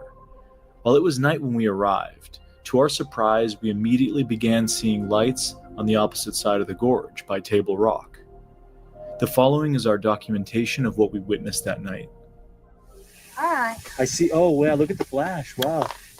The flashes we did not see last time. Wait a minute. Is that? Let's make sure that's not lightning. Is that lightning in the distance? So what's going on, Jesse? We're already seeing them? Yeah, we already seen. We walked up and they were already over the mountain. We've got a little lightning in the distance, but we can definitely see the difference between that. I'm running a Psionics Pro. When we filmed the lights about a year ago, we had the Psionics Aurora Sport, but we upgraded since then. So hopefully the new camera gives us some better footage on this go round. That's so cool. Seeing it, Joe? Yeah, I'm seeing 3. One lower platform. I'm seeing 2 that are right above the tree line, and then I'm seeing a flashing one that's moving slowly to the right of them in the tree line. You're on the Psionics too, right? I'm on a Psionics Sport, yeah. He's on a Psionics Sport, and Luca, you're on the, which one's that one? The Psionics Aurora? Hey, look at the one in the middle. It looks like it's slowly rising up. Oh, look at those flashes too. And you can see the lightning with the naked eye, and you see the light flashing behind them. I didn't even look to the left. You got one in the air over here. Do you see it? Oh my! Do you see that? Yeah. Those are what we saw last year. It's just like a ball of plasma. Do you see it on the camera, Luca? Can I look? Go ahead. Yeah. Let me check it out. It's above the tape. Here's this. Wait. It's rising up. I see the ones on the ridge, and it's incredible. Yeah, There's 3 on the ridge right now, and then Alex, look to the left, right above that promontory there. Yeah. You see that round ball? Yeah, it's been slowly rising up. Yeah. It's like pulsating. Yep. Yeah. But oh my God, look at that! It's like it's crazy seeing it with the naked eye. Wow, look at that. What is that, man? What is that? Let's move down there. Hey, Jesse. I'm going, yeah. There's 5 of them. Where are you guys at? Lower platform. Okay. We're rolling. We've been seeing them here. This is crazy. Didn't expect to see them right away. And now it's like dim. It's gone. Wait, let me see on this. So I've got them on the Pro right now. You've got a wide section of lights that are a little dull, and you've got a bright one on top. Does that have like an IR thing on it? No? Is that a plane flying overhead? The red flashing light? Yeah, flashing lights like that are planes. It's high up, especially.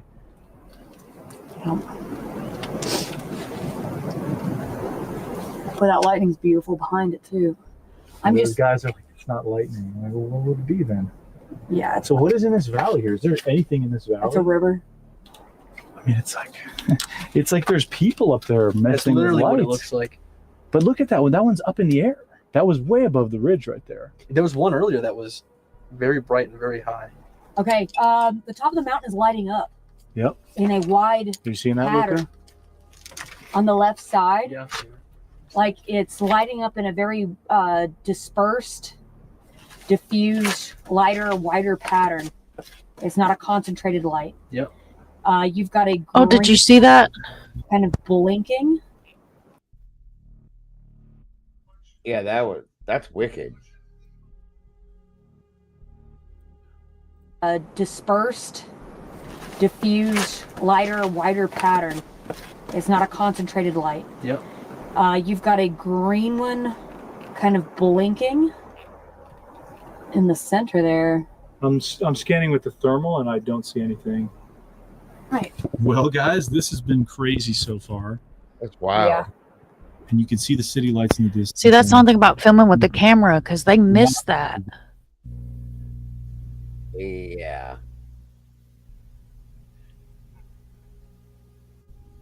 We're rolling. We've been seeing them here. I mean, I see the ones on the ridge and it's incredible. Yeah, look There's at that. 3 on the ridge right now. Wow. And then, Alex, look to the left. Above the... Right above that promontory there. Yeah. You see that round ball? Yeah, it's been slowly pulsating. rising up. Yeah. It's like pulsating. Yep. Yeah. But I mean, oh my God, look at that. It's like, it's crazy seeing it with the naked eye. I've never seen anything like this before. I haven't either. What is that? Let's move down there. The only other thing I've ever seen, like I said, is this thing moving across Molly's backyard. That it looks almost just like this. It's wild. Well, I got super excited one night about a light, and I'm gonna admit to this, dude. I about had a meltdown because there was a light, and there ain't no swamp on that side. And I went come in and went to hollering for him and was like, "Come look, come look, come look." He was like, "You realize that Cape Canaveral is right there, right?" Well, crusher of dreams. That was about as bursted as that bubble could get, right? 100%. I thought I'd done caught something on. He was like, "No." Oh, Heather, I've heard of Dr. Greer. Definitely. I've definitely heard of Dr. Greer, but this is new to me as of a couple days ago. I just thought this would be interesting to everybody else. There's 5 of them. Where are you guys at? Okay. We're rolling. We've been seeing them here. This is crazy. Didn't expect to see them right away. And now it's like dim. It's gone. Wait, let me see on this. So I've got them on the Pro right now. You've got a wide section of lights that are a little dull, and you've got a bright one on top. Does that have like an IR thing on it? Is that a plane flying overhead? The red flashing light? Yeah, flashing lights like that are planes. It's high up, especially. Okay, Heather. But that lightning's beautiful behind it too. Those guys are like, it's not lightning. I'm like, well, what would it be then? Yeah. So what is in this valley here? Is there anything in this valley? It's a river. I mean, it's like there's people up there messing Right around. there it was. It's a river. Look at that one. That one's up in the air. That was way above the ridge right there. Exactly. There was one earlier that was very bright and very high. Okay, the top of the mountain is lighting up Yep. in a wide You seen that, pattern Luca? on the left side. Yeah. Like it's lighting up in a very dispersed, diffused, lighter, wider pattern. It's not a concentrated light. Yep. You've got a green one kind of blinking in the center there. I'm scanning with the thermal and I don't see anything. Right. Well, guys, this has been crazy so far. Yeah. And you can see the city lights in the distance, and these things are just consistent. They're not as bright as they were when we first got here. Not even close. Seen them, Joe? Nothing on thermal. Yeah, I tried the thermal and nothing. Nothing at all. What so, thermal are you on, Joe? huh? What thermal are you on? I got the Pulsar Axion XQ38, and Nothing, huh? I got nothing on them at all. I mean, looking at this, what the claim is that's somehow a reflection from the city or whatever? No, they're claiming that it's reflection from activity that's supposed to go on down here, and there's In the nothing valley. going on down here. And there's lights down in the valley. Yeah. Too. Well, you can also see the city lights over here. Yeah. And I mean, light travels in a linear fashion. You know what I'm saying? So we're seeing stuff that's on right on this side of the ridgeline over there. So right on side. So I don't know. I have no explanation for it. It's There's a large pool of light on top of one of these mountains. It's getting larger. I'm seeing one with the naked eye. Yes. Right now. So, two with the naked eye it's now. not nearly as bright as it was earlier, but I'm seeing the one in the valley from up here. We stayed at Wiseman's View for quite a while, observing the lights. So we moved spots to an area that's actually considered to be a actual viewpoint on Brown Mountain, just to kind of compare. This is a different area, Find anything here because you just. and we're seeing what looks more like so actual just radio towers and human objects, right? That's kinda what we're there's seeing. so much light pollution around here. It's just. It's hard to really tell. It really it's very is. different than what we were seeing. Yeah, and they look different. The closest thing we have is right here, the visible light that you see over here. But without being able to know what's beyond. know what's beyond that. I mean, well, we saw them coming out of the top of the mountain. Yeah, and You know what I'm saying? there were trees. They were in front of the trees. They Yeah, were it's- in the mountain. There's no telling what I'm looking at right now. Yeah. But this does kind of look like what we saw before, though. Over here, these just look like radio towers, man. Yeah, there's 3 of them. Yeah, they look pretty Yeah. uniform. But now that wouldn't explain the historical accounts of them, because obviously that's a recent invention within the past several decades. Yeah. It's just a night and day difference between For sure. stationary objects, radio towers, houses. Yeah. They're consistent. They're not spotlighting. They're not flashing the hillside. They're not moving. They're not lifting into the air.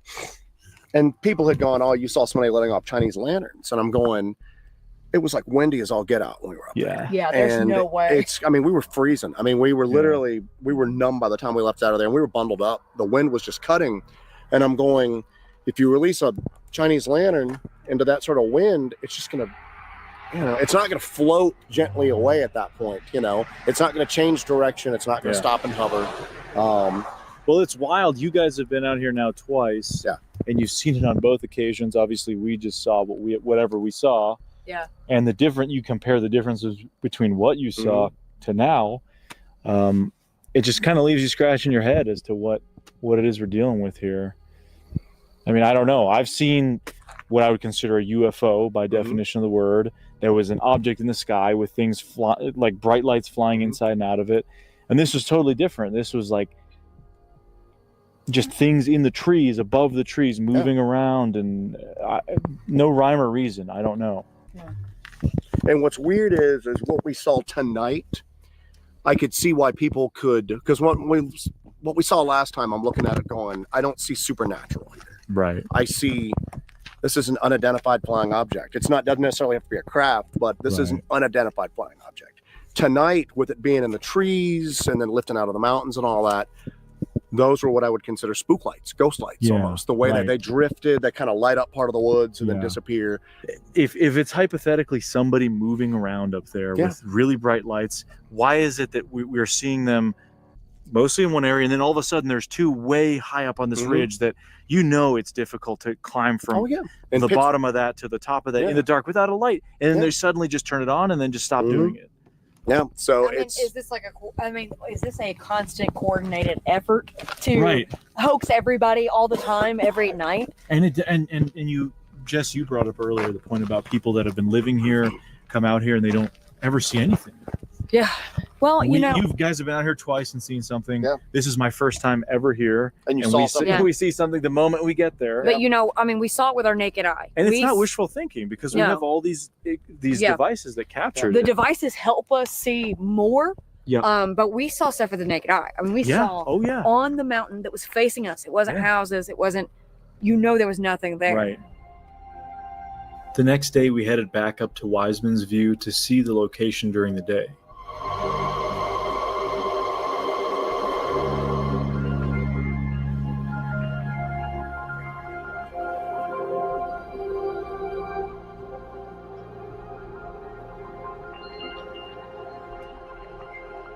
Based off of what we observed the night prior, we decided to devise an experiment to either debunk or support what we witnessed.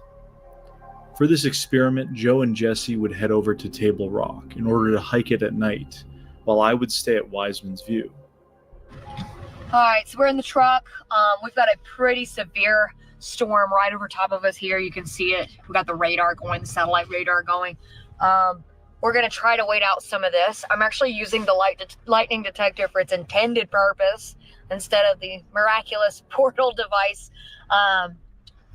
We're using it to detect where the storm is, to see how close it is and how close these lightning strikes are to us.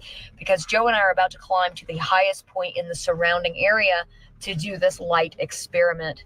So we're directly across from Wiseman's View. We're over at Table Rock, where we have seen these lights emerge, where we've seen these lights fly over Table Rock.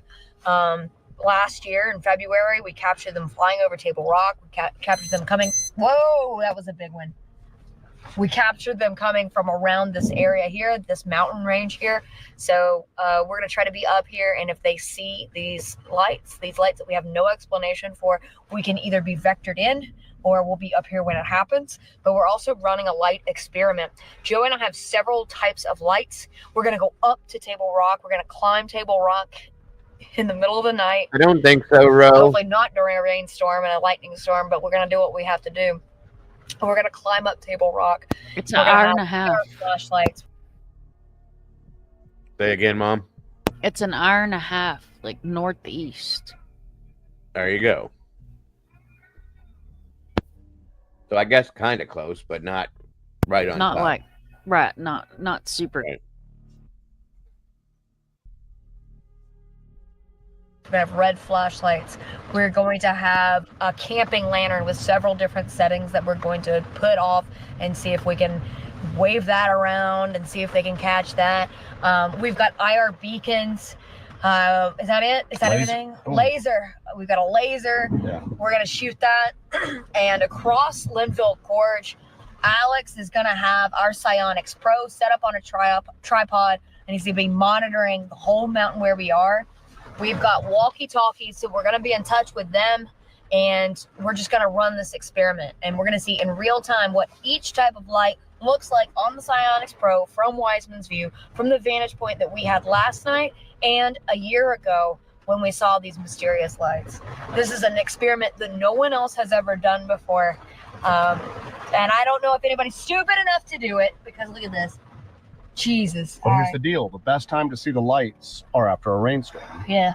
So we are in a rainstorm right now. Yes, So, we are. All right. We certainly are. So we're going to try to run this experiment and see what we get and see what happens.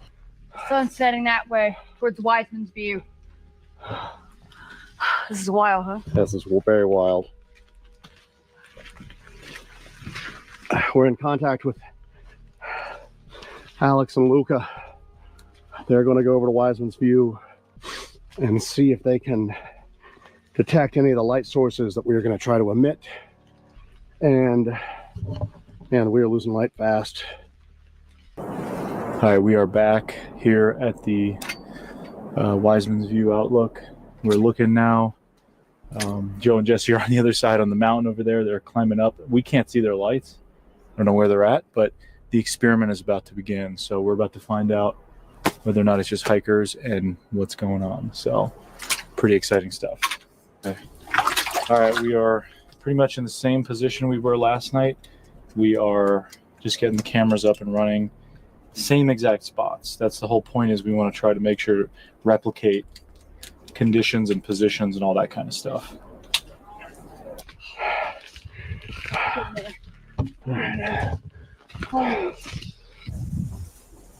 We're just waiting. They said that they're almost up at the summit, so we're waiting to see, because we can see like a light up there, something moving, but it's not nearly as bright as what we were seeing yesterday, even to the naked eye. That doesn't mean it's not a hiker, but where I saw them, oh, that looks like daytime. Where I saw them, or if that's them, that's not where we saw the lights yesterday. This is it. This is where we're going. All right, let's get on up here. This is where we're doing it. This is where we're at. I'm gonna lay my stick down. All right. I'm gonna turn the walkie on. All right. We made it to the summit. We can see you guys. Yeah, I can see you walking through on that side, and I can see the light nice and bright. All right, hold on. So tell him right now, just to confirm it's us. Just to confirm it's us, Joe's gonna turn his headlamp off and on. My light's on right now. Can you see me right now? I can see your light. Over. Roger that. Okay, we know exactly where you guys are. Give us about 5 minutes to get set up. Over. Take as much time as you guys need. All right, they're in position. I don't know if you can see it, but they're up at the top of the ridge. I mean, it looks kind of similar to what we were seeing last night, right? Like, what do you think? It looks pretty similar. It looks pretty similar, yeah. But at the same time, I mean, we'll see as the experiment goes on what it's going to look like, and you know, if there are more people or whatever up there last night. But see another one on the right over there. You see that? Yeah, yeah. That one's kind of cool. I'm not picking that one. Our transmission wasn't going out. Looks like. Can you hear me now? Yeah, I got you loud and clear. All right. Just to give me a point of reference, could you flash your light 3 times slowly? All right, gonna flash in 3, 2, 1.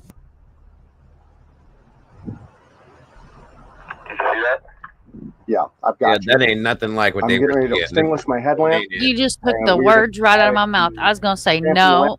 Your little tiny light didn't look nothing like that big old ball of light. Right. It's the lantern. Really? Yep. I wonder if this guy can. This guy can't really see them now. Nope. Oh, a little bit. Negative Ghost Rider. Oh yeah, now they're shining it. Yeah. I mean, the lightning is just crazy though. What they were seeing was way bigger, way brighter, way more like brilliant. You know what I mean?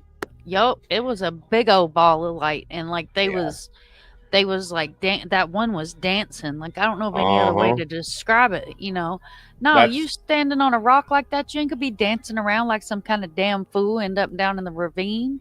Right, and the other one was up way higher for one, and that's like square. Those balls were round. You know what I mean? Yep. So, Yep. No. I debunk their debunk. Right, for real. Does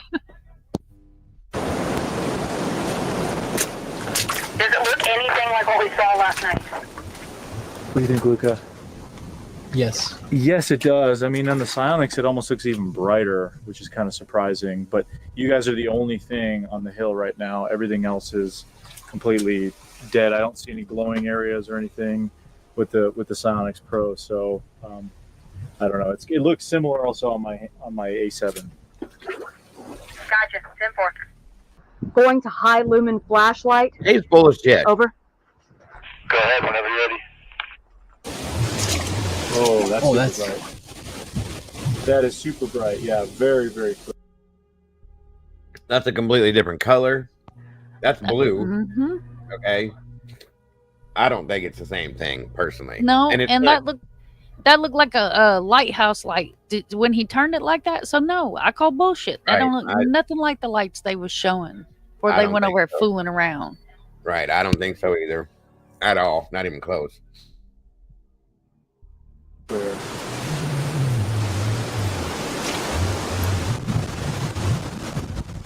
It's crazy on the psionics. I can see the beam because it's still like the fog and the low clouds. I can see the beam. Do that one more time if you don't mind.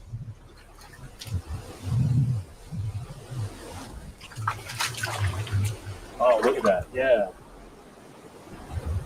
Wow, that's crazy. It's almost like spotlight mode. Bullshit. Nope, that looks like a lighthouse light to me. That's way too bright and way too concentrated. After that, I'm checking the psionics now.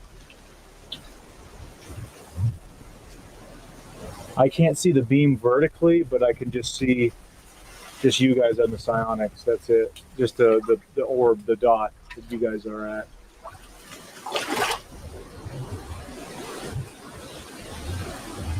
Try to... Question for you guys. Do we look anything like what you guys saw last night? I'm going to turn my light on. Nothing. It just looks like a flashlight. That looks like a flashlight. It's a very white beam. It just looks like a flashlight. It's a very white beam, and you can see by the way you're moving it. Okay, interesting. All right, cool. Cool, carry on. Moving to our next experiment. Roger that. Tell them red flashlight. You ready? Yep, get set. Wait. All right. Red flashlight.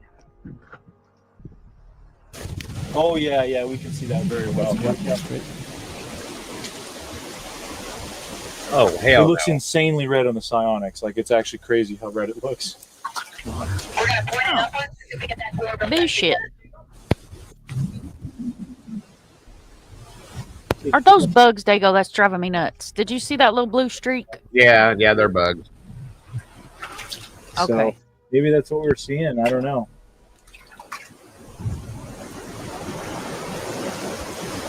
Wow, that's crazy. All right, the next one's going to be infrared flashlight. Sounds good to me. It's on.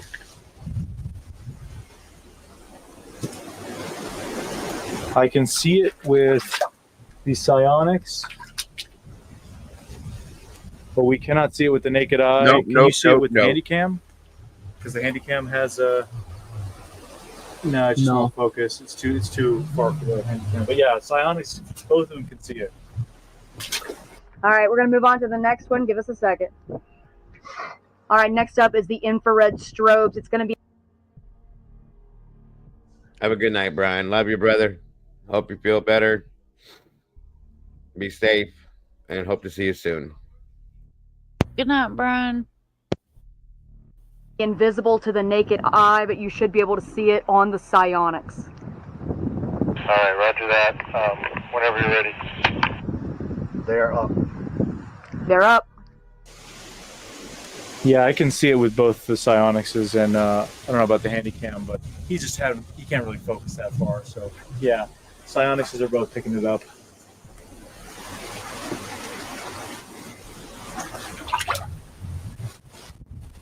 Hold to the next. It's still not the same kind of light. Okay. Nope. We're going to need 3 flashes from your flashlight because we're going to deploy the laser next. We want to make sure that we don't shoot it directly at you, but in the right direction. Roger that. I will get that flashlight and do some flashing. All right, here we go. All right. Don't look, Ethel. Tell him the green laser is going to shoot down at an angle into the gorge. Green laser going at an angle into the gorge.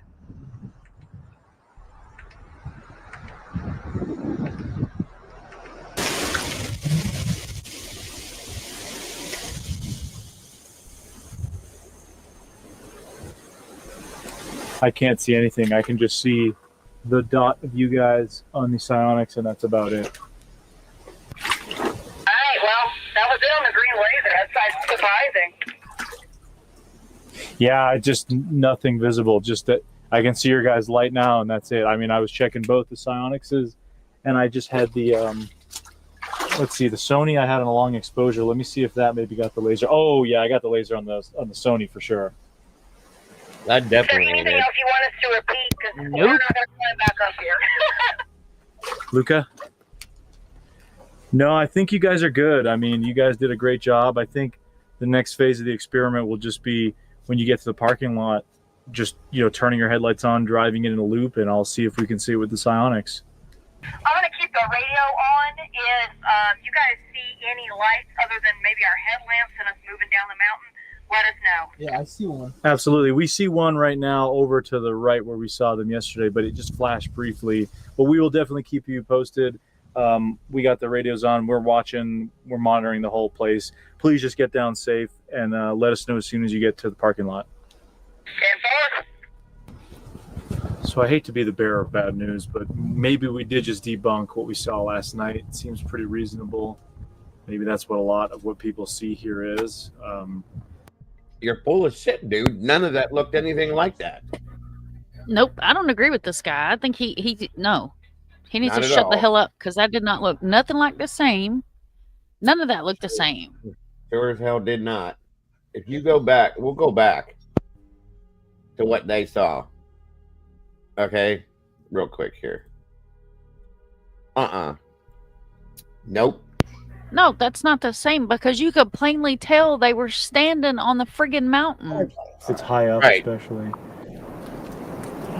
I mean, first off, their little lights are nowhere near that bright. And look at the one of them's up here. Okay. Right. They're full of shit. You didn't debunk nothing, bub. But that lightning's beautiful behind it too. No, I'm Those just guys are like, it's not lightning. I'm like, well, what would it be then? yeah. So what is in this valley here? Is there anything? When they in were this valley? doing it, they were in this realm right here. Okay. Right. They were down on the mountain. That is not down on the mountain. That looks like it's hovering above the, just my unprofessional opinion. It looks like it's hovering above. Up And you gotta above the think ridge. these trees are not short trees. These No. are trees that are untouched, that are growing by nature's blessing. You know what I mean? Right. They're up Right, above Heather? that ridge. Shit. Boo sheet. Yeah, I don't like this dude now. I don't like him. It's almost like he doesn't want it to be anything but some flashlights. You know what I'm saying? Right. He's one of them skeptics. We don't like your kind around Well, here, bub. I'm a skeptic. I'm a skeptic too, but at least it's got to be real. So all I can say is, Bullshit. A there you go. A bullshit. A bullshit. Period. Boo sheet. Good evening, Miss JC Ann. All right, let me go back to this part now. Where we was, where we be, where we are, right about there. Hi, we are back here at the Wiseman conditions and positions. Or if that's them, that's not where we saw the lights yesterday. All right, hold on. So tell them, right, give me a point of reference. Yeah. It's crazy. See, that's completely different looking than what we just looked at. Okay. That's what I'm saying. Because if you look at that, like, that you can see the tree line behind it. And The these other lights one, were up. you Yeah, couldn't the see lights it. were above Right. that. Right. They was up here. Arg. And that's so much. That's way brighter. Excuse me. He's a ding dong, dingy dong, dong dong. And it looks like a lighthouse. I Right. mean, that's what it looks like to me, as a damn lighthouse. When they moved it, you know, when he did the Yep. wavy thing, it looked like a freaking lighthouse. And that one there is completely Mhm. different color, and it's not. It's just got a different consistency to it, in my opinion. And that one, no, that is not the same shit. You're out of your mind, dude. Right, SRV, absolutely. Yep. So we're not the only ones. You're wrong, bro. You need fired. Fard. I say you need fard. F-A-R-E-D. Fard. All right. Did we go to? Wait, no. We're about right there. And that's definitely not anything we saw at all. That's not either. The green thing was not even close to anything either. So, bro, you was wrong. I think we're about right here. Jesse and Joe are probably some of the few people over there. We haven't seen nearly as many lights. It'll be interesting just to see the car experiment, but that still doesn't explain what they filmed last. Now tell me that looks the same damn thing. Come on now. No, it don't look the same. He's It's a damn above the fool. ridge. It's above the ridge and hovering. They were down in here somewhere doing that shit, guys. You're full of shit, bro. Sorry. Time these things were in the air and flying over each other. See? So I don't know what to believe. I don't know what's going on. Not what you said the first time, but maybe we debunked a little bit of what we didn't saw debunk last shit. night. But You who debunked your knows? own brain. The mystery of Brown Mountain is probably not ever going to go away. But yeah, that's kind of my thoughts right now. Neither me either, Walt. That's why I and didn't. we'll see how it continues from there. I'll say one thing. That's probably one of the most beautiful skies I've ever seen in my life. Yeah, and that's what I was telling Mike. I miss home because the sky down here ain't like it is at home. And I know that sounds crazy because it's all one sky, but it No, ain't the same. that's what I'm saying. I as much as I can't stand living up north here, seeing the boring ass Ohio, we have a beautiful sky. When it's clear enough to see it, at certain times it is gorgeous. I love it. So I'll just say Right. that much. And like when we went home and I took him home where when we went up there and stayed was really the first time he'd ever got to stay, and he was born and raised here in Florida. So being in the mountains and seeing the sky, I mean, he was just like a kid. It was, Yeah. and I guess I realized when we was up there how much I miss the nature and the skies and the mountains. And Yep. he about run off the damn road looking down in a valley. I was about had a heart attack, but it's because It he is. doesn't normally see anything like that. He's never seen anything like that, and it's beautiful. And that's the thing, like Walt said, the northern lights are beautiful. When we get the different skies and stuff because of the different lighting, the moons and the certain things. Heather's right. She's up by Erie. I'm surrounded by different lakes, and it's just different views and different. It is gorgeous. Don't get me what they're having there is gorgeous. Don't get me wrong, but I don't know. I like that about living up here. I'll tell you that much for sure. New York, upstate New York is pretty too. It really is. Anything up Never north, been in New York. going up towards Canada and shit is a beautiful look. Really is. So I agree. It is all the same sky, but it's not at the same time. Different things.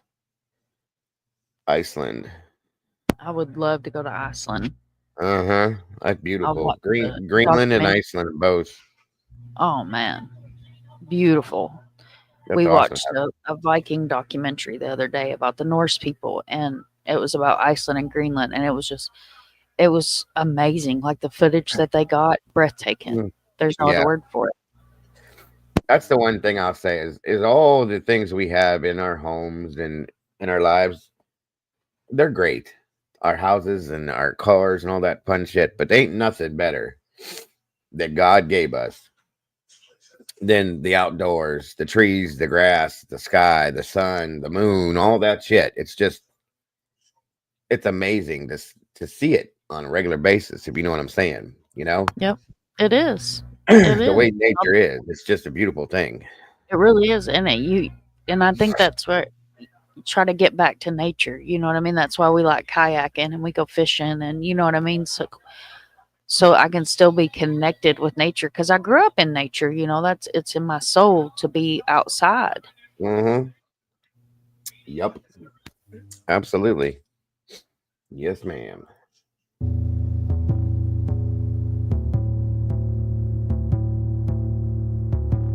So the parking lot didn't fill in nothing. Did we manage to debunk some of what we saw the night before? In my view, we did. As much of what we witnessed were likely hikers and campers with lights in the trees. No. We did not notice anything more unusual than what appeared to be on the ground level or near the top of the ridge. What we saw looked nothing like what Jesse and Joe filmed last year. Our experiment looked nothing like what they filmed either. That remains a bizarre piece of this puzzle. Completely delulu. Did we solve the mystery of the Brown Mountain Lights? Definitely not. It seems to me pretty evident that there is some kind of phenomenon going on, and even some skeptics have over time begun to say now we are starting to see some evidence of something. But again, it's distinguishing what that phenomenon is from all the other things. And somewhere in the midst of this complex dynamic of hoaxes, fakery, belief, actual phenomena, prosaic things, stories, tall tales that leak in everything from UFOs to, supernatural phenomena and, myths and traditions. Somewhere in the midst of all that, there is, to me, a genuine phenomenon that science really, I think, could maybe benefit from studying. I don't see myself walking away from this case at all. This really just ignites my interest even further in the case, and developing new theories on it, developing new experiments and tests And that's the thing, is we have to keep testing these ideas. Can we recreate what we have filmed? And if we can't, that just adds to the more and more layers of evidence that this is a real phenomenon. We wanted to run some sensor technology, which we didn't get to do this time because of external factors. So I definitely want to do that. I want to come up again, possibly when the weather's colder and there's fewer people out here. Again, it's more difficult to do it, but I think it just cuts down on that human contamination factor that you have to normally deal with. So that's my thing, is that usually, I mean, the book's not closed on it for me at this point. I mean, it's definitely something that takes some more investigating. I think what we've had previously is people just immediately debunk it. And I can see why. You know, you get up here and, you know, people that come up here and look, they just go, oh, there's a radio tower over there. There's a plane. This is just all BS. There's no reason to look into it further. Or people just accept it wholeheartedly that it's weird, and then they just kind of close the door on it. I want to look into it some more and see what we can figure out, man. See if there's any other sort of data out there. Is there any sort of patterns that we can pick up for it? So the door's not closed on it. We're definitely going to be back and look into it once again and see what else we can learn from it. The experiment we did last night was really valuable. Maybe there's some other stuff that we can come up with between now and then to try to do up here to see if we can possibly replicate any of those lights at that point. So.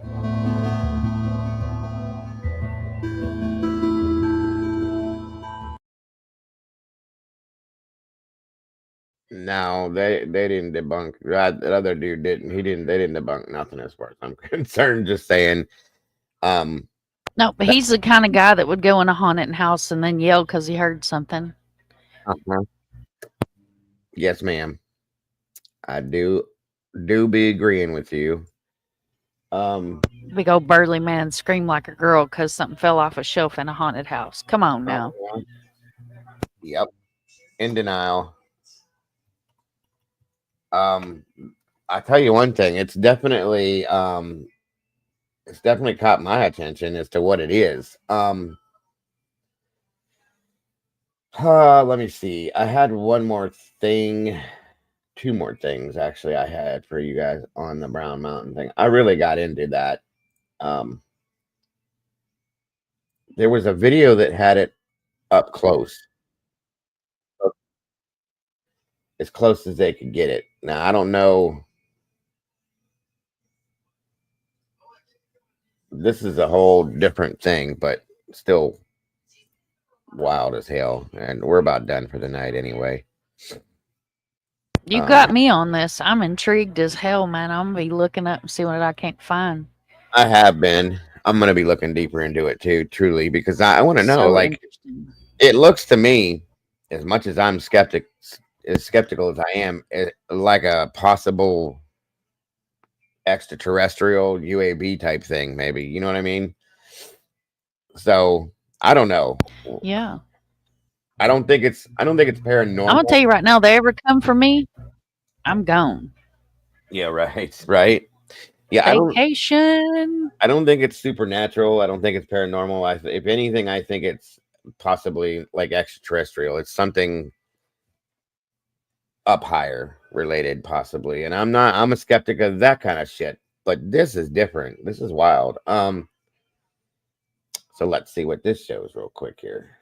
In this video, we're going to take an up-close look at the phenomenon known as the Brown Mountain Lights. This is a collection of photos I took in 2015 of the lights. First off, to get some context on where these photos were taken, let's hop over to Google Earth.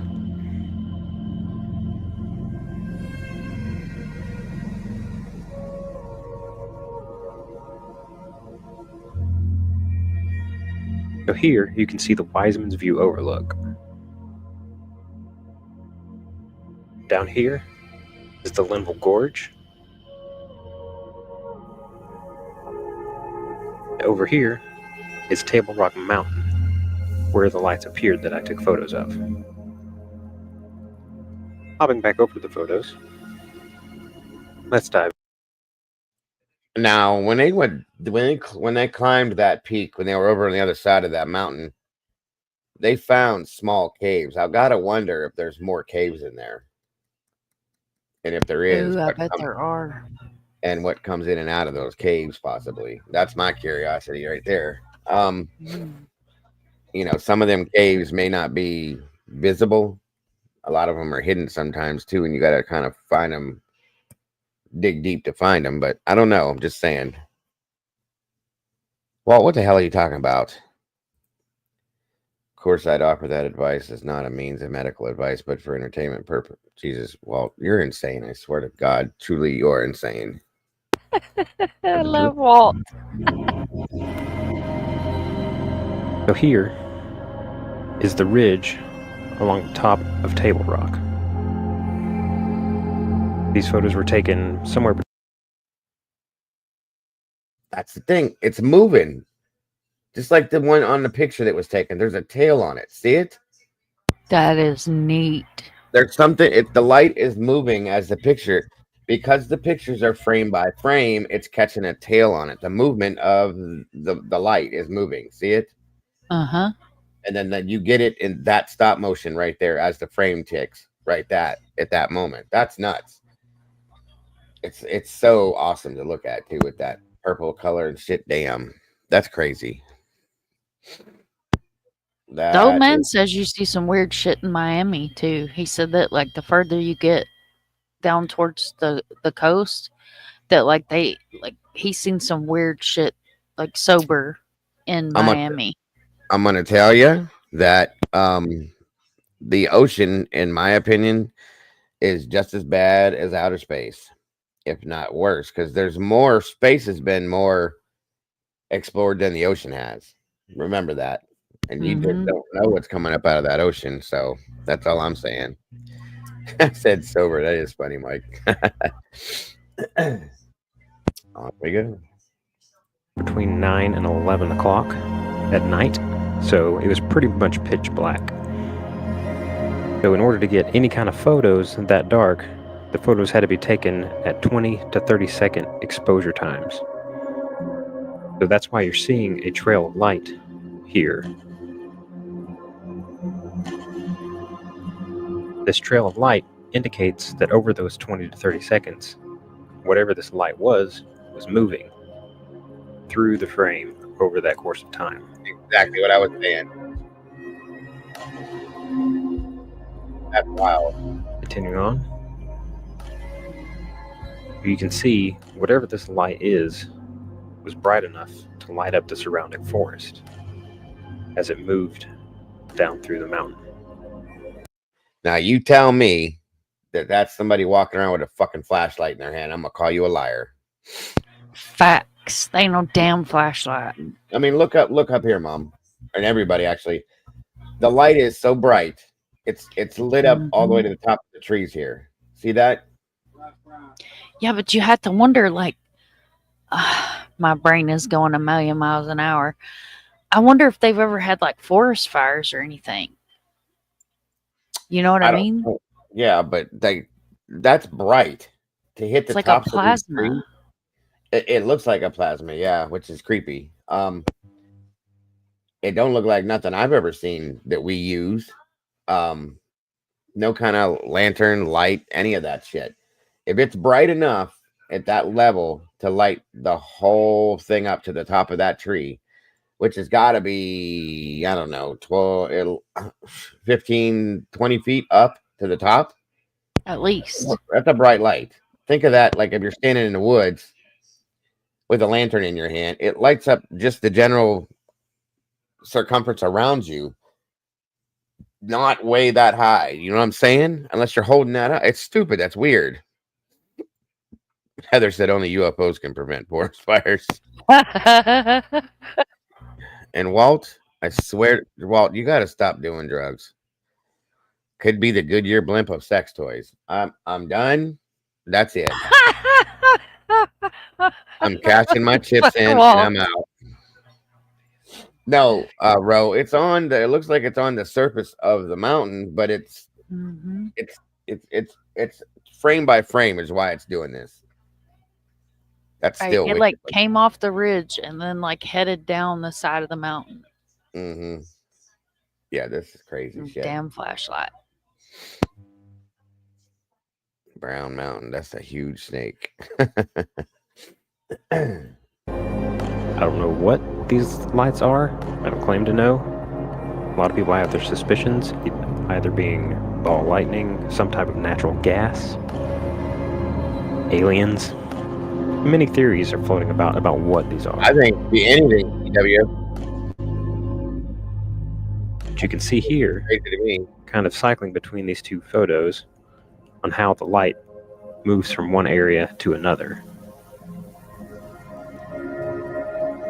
You can see just this purple-blue glow coming from the lights and how it lights up the surrounding forest. It looks like there's another.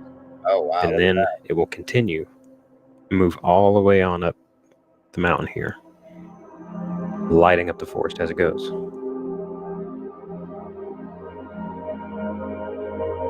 Here's another one showing the movement of this light that moves through the forest. This one I found particularly creepy, because if we zoom in here on the shape. You know what I've been sitting here thinking this reminds me of? I don't know if anybody's ever watched the TV show The Flash. Like The Flash. It's like The Flash, how fast he moves. It's picking up the trails from that. And look, folks, that almost looks like a person. It looks like two children. It could. There's a head, arms, legs.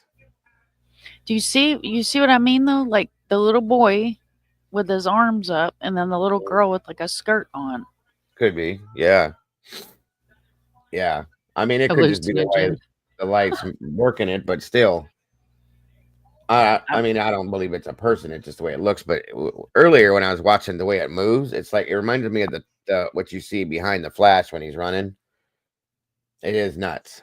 Not that I believe it's the Flash, you guys. Don't get me wrong. I'm just saying. Back in the day, I did some pretty good hallucinogens, Heather, and I never seen nothing like this. Yeah, no. Oh, hell. I could just imagine dropping a couple of hits and watching this shit. I'd have been like, whoa, what is that? You know?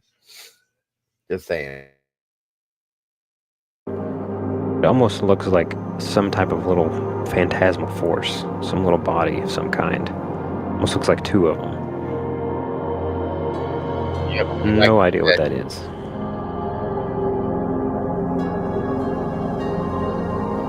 Here's another series of lights floating up off the ground. You can kind of see the rock face of the mountain here, this outcropping of rocks, and all the lights are floating up above it somehow.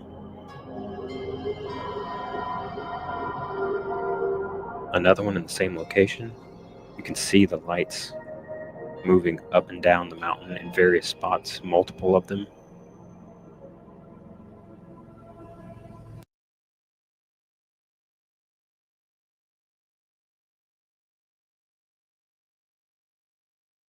Is that fallen stars? You're muted. Sorry. Maybe, could be, yeah, over here. But this looks like there's more than one source going on here, too. At least two there. I'm with Heather. I'm with them. It's a family of sprites or fairies. How cool Sure. would that be? Sure. I'll take anything nowadays. Nothing sounds too outlandish to me anymore. It definitely looks like more than one here. I'll say that much. Oh, wait a minute. There's one there, two here, one here, and one over here. What are those? There ain't that many stars falling, are there? I don't think so. And them That's ain't not- bugs either.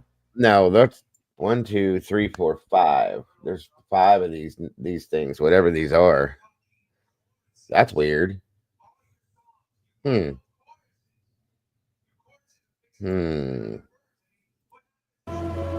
Another one here. This one's very busy with activity. All sorts of lights of different shapes and sizes. Some sort of green shapes in the background. These will show up and form in some other pictures as well.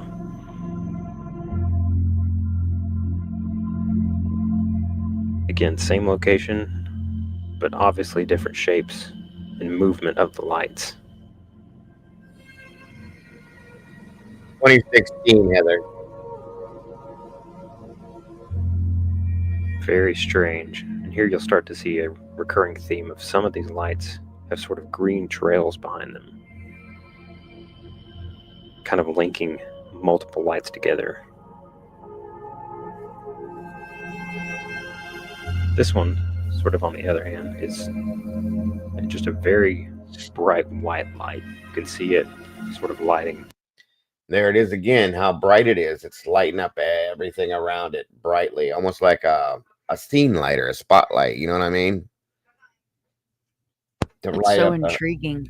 it is insane. I really want to know what the hell this is. Makes me want to go up there and camp. Mm-hmm. Yes, ma'am. I'm right there with you. Phil, what? Tiny woman sportscaster interviewing Shaq and Gronk. She's holding the mic. Shaq's in frame. Oh my God, Phil, you and Walt got to quit hanging out together. Shaq's got Swear to God. The forest around it here. As with this one, they still kind of have a purple and blue glow to them, but different than the others.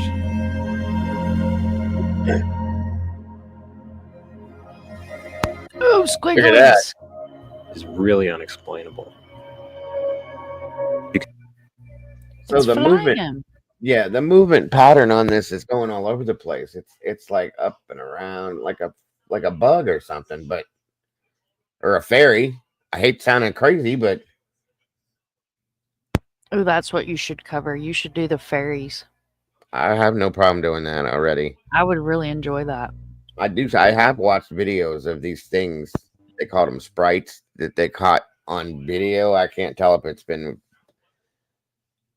made or if it's real, of this little thing running out on a cliff behind this dude that was filming it and running back in. So this, to me, the way this looks here, looks like it might be Tinkerbell or something. You know what I'm saying?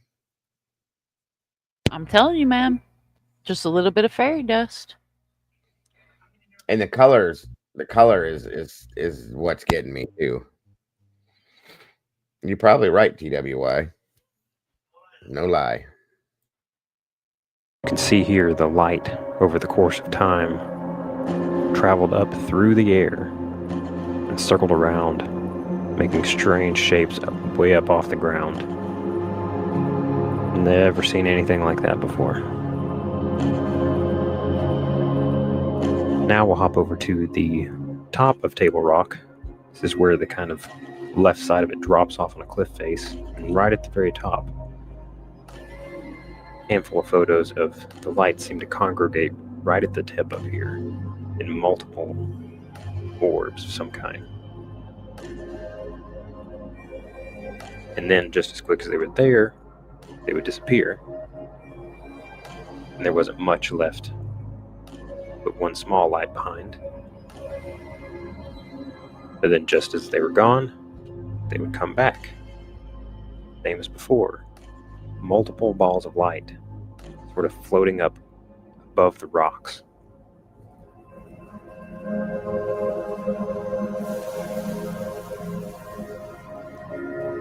Another look at them, you can see here again this sort of green trail linking multiple of the lights. And something coming out from below it here. I'm not sure what that is either.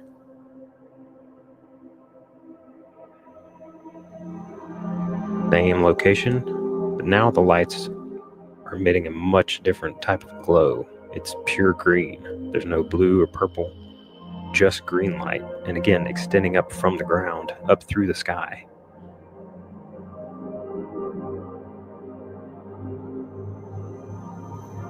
Again, same location, but much more spread out and smaller, and you can see it lighting up the entire area up at the top of this mountain here and lighting up the surrounding forest around it.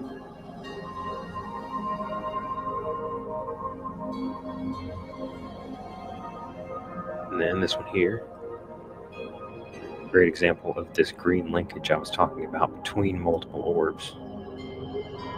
Not sure if it's some sort of energy being transferred between the two or what it could be.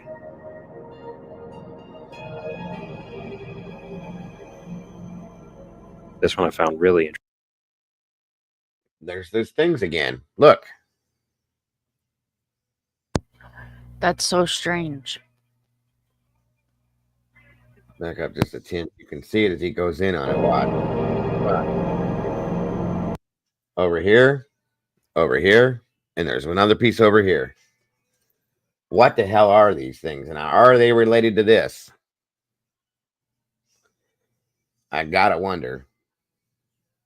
He didn't make no mention of these things. So I don't know if maybe he didn't see him or what, but I sure as hell do. I don't know. And I'm with you. Like, I could do one fallen star, but not 4 or 5 of them in the same area. No, not like that. Sorry. What I found really interesting, kind of further to the right on the top of the mountain, but again, on a rock face, you can see the multiple rocks here. One bright purple orb here, sort of lighting the entire forest below it. You can see how bright that was. Pretty amazing to see this. Got another one in the same location. Again, lighting up all the forest down below it here. You can zoom in on it. You can see kind of one big orb, a smaller one, some different shapes behind it here.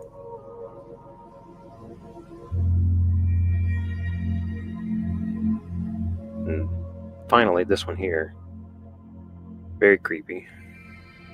2 small glowing orbs lighting up the side of the rock face.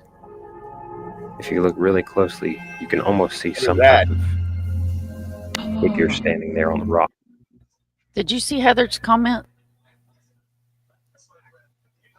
About the meteor shower or the Yeah. I wonder thing? if that's what those streaks, I don't know what else to call them, in the sky are. Right. That is clearly a human figure, or not necessarily a human, but there's something figure. standing there. Looks like it. Mhm. It almost looks like there's something here reaching up and something here. Like they're grabbing arms or something. You know what I'm saying? Mm-hmm. I ain't trying to be dumb, but this looks like something standing here reaching and grabbing. This looks like it might have wings on it or something. I was gonna say, look at the one that's standing. You look at the StreamYard flips it, but I think it would be the left. See it it looks like a wing right there. Like, move your mouse. Yeah. Nope. Back over here. See it? Mm-hmm. That looks like a wing to me. I don't know, but this is crazy. See, I agree too. Oh, you can kind of see the 2 legs, maybe a little head here. Really hard to tell what that is, but whatever these were lighting up, very creepy.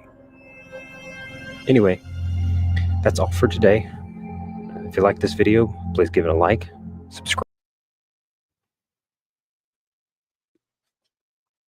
Let me see here. 1 minute.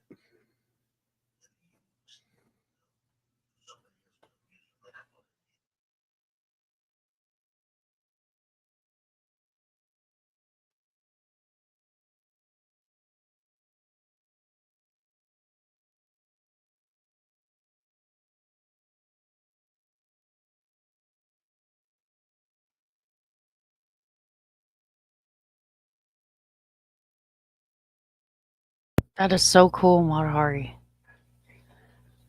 I wonder where else in the world that people see this stuff. Like, I know there's places here that they've been documented. Yeah, I want to go up there too. That's what I was telling Dago. I'd like to go there and camp. I don't scare very easily unless it's a bagooger. Yeah, I don't think these are bagoogers, but yeah, I'd like to go there myself. Let's see here. This is this was an interaction with these things, I think. Hold up.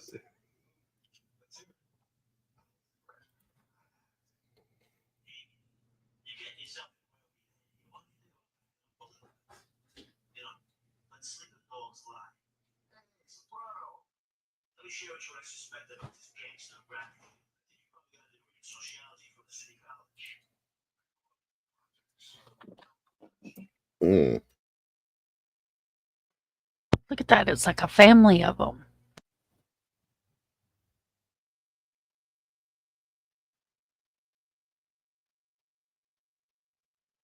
It sure as hell is.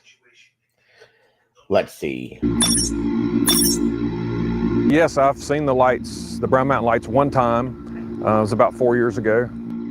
So it was about 9:45 at night, and I had been here. It was in April, and I had been here for a couple hours and watched the sun go down, and just standing here looking over at Brown Mountain, and all of a sudden we saw a light appear, and then it dimmed out, and then it appeared in another section, and here we are with journalists and with cameras, and not one of us took a picture of it. We were so amazed that we actually saw it. You question it first, is that really what I'm seeing? And then after you realize that over there, there's no way a vehicle could be there or a person with a light could be moving that way because it's a cliff face, and they fade out and they're big. I mean, they're not just a small little light. And really then you just say to yourself, that's got to be a Brown Mountain Light. I interviewed a gentleman by the name of Stephen Woody. He's from Glen Alpine, North Carolina, not far from here. And he was hunting on Brown Mountain back in 1961, where he and his father actually saw the lights. We were there very early on a November morning. It was in the 20s and sleeting very hard. And the reason we were there so early, there wasn't many deer in the western North Carolina at that time. And there were people who actually camped at the base of the mountain. So we would leave home at 3 or 3:30 in the morning to get there very early before they ever got up out of bed. So that puts us on the top of Brown Mountain on the very back side at approximately 4:30 in the morning. Again, very cold and sleeting very hard. As we were sitting there in the warm truck, killing time, waiting for time to go down into our hunting area, my dad said to me, I guess we didn't leave early enough. And I replied, why is that? He said, I see headlights coming up the mountain. And so as I turned to look out the back window of the truck, he immediately replied, I don't know what that is, but it's not a vehicle, because there's no way a vehicle could be in the area where those lights are. There were two lights, and you can see that they illuminated quite a large area around them. And as they came closer to us, it was a very calming, very unusual experience. Neither of us were alarmed. Neither of us spoke. But when we first saw the lights, they were approximately 700 to 800 yards away, and at the closest point, about 50 yards. So we got to experience several minutes of these lights. They looked like they were definitely. That looks exactly like what we saw in the last video last year. That was filmed last year. That was filmed in 1968. Now you tell me, that's exactly the same exact two dots. Yep.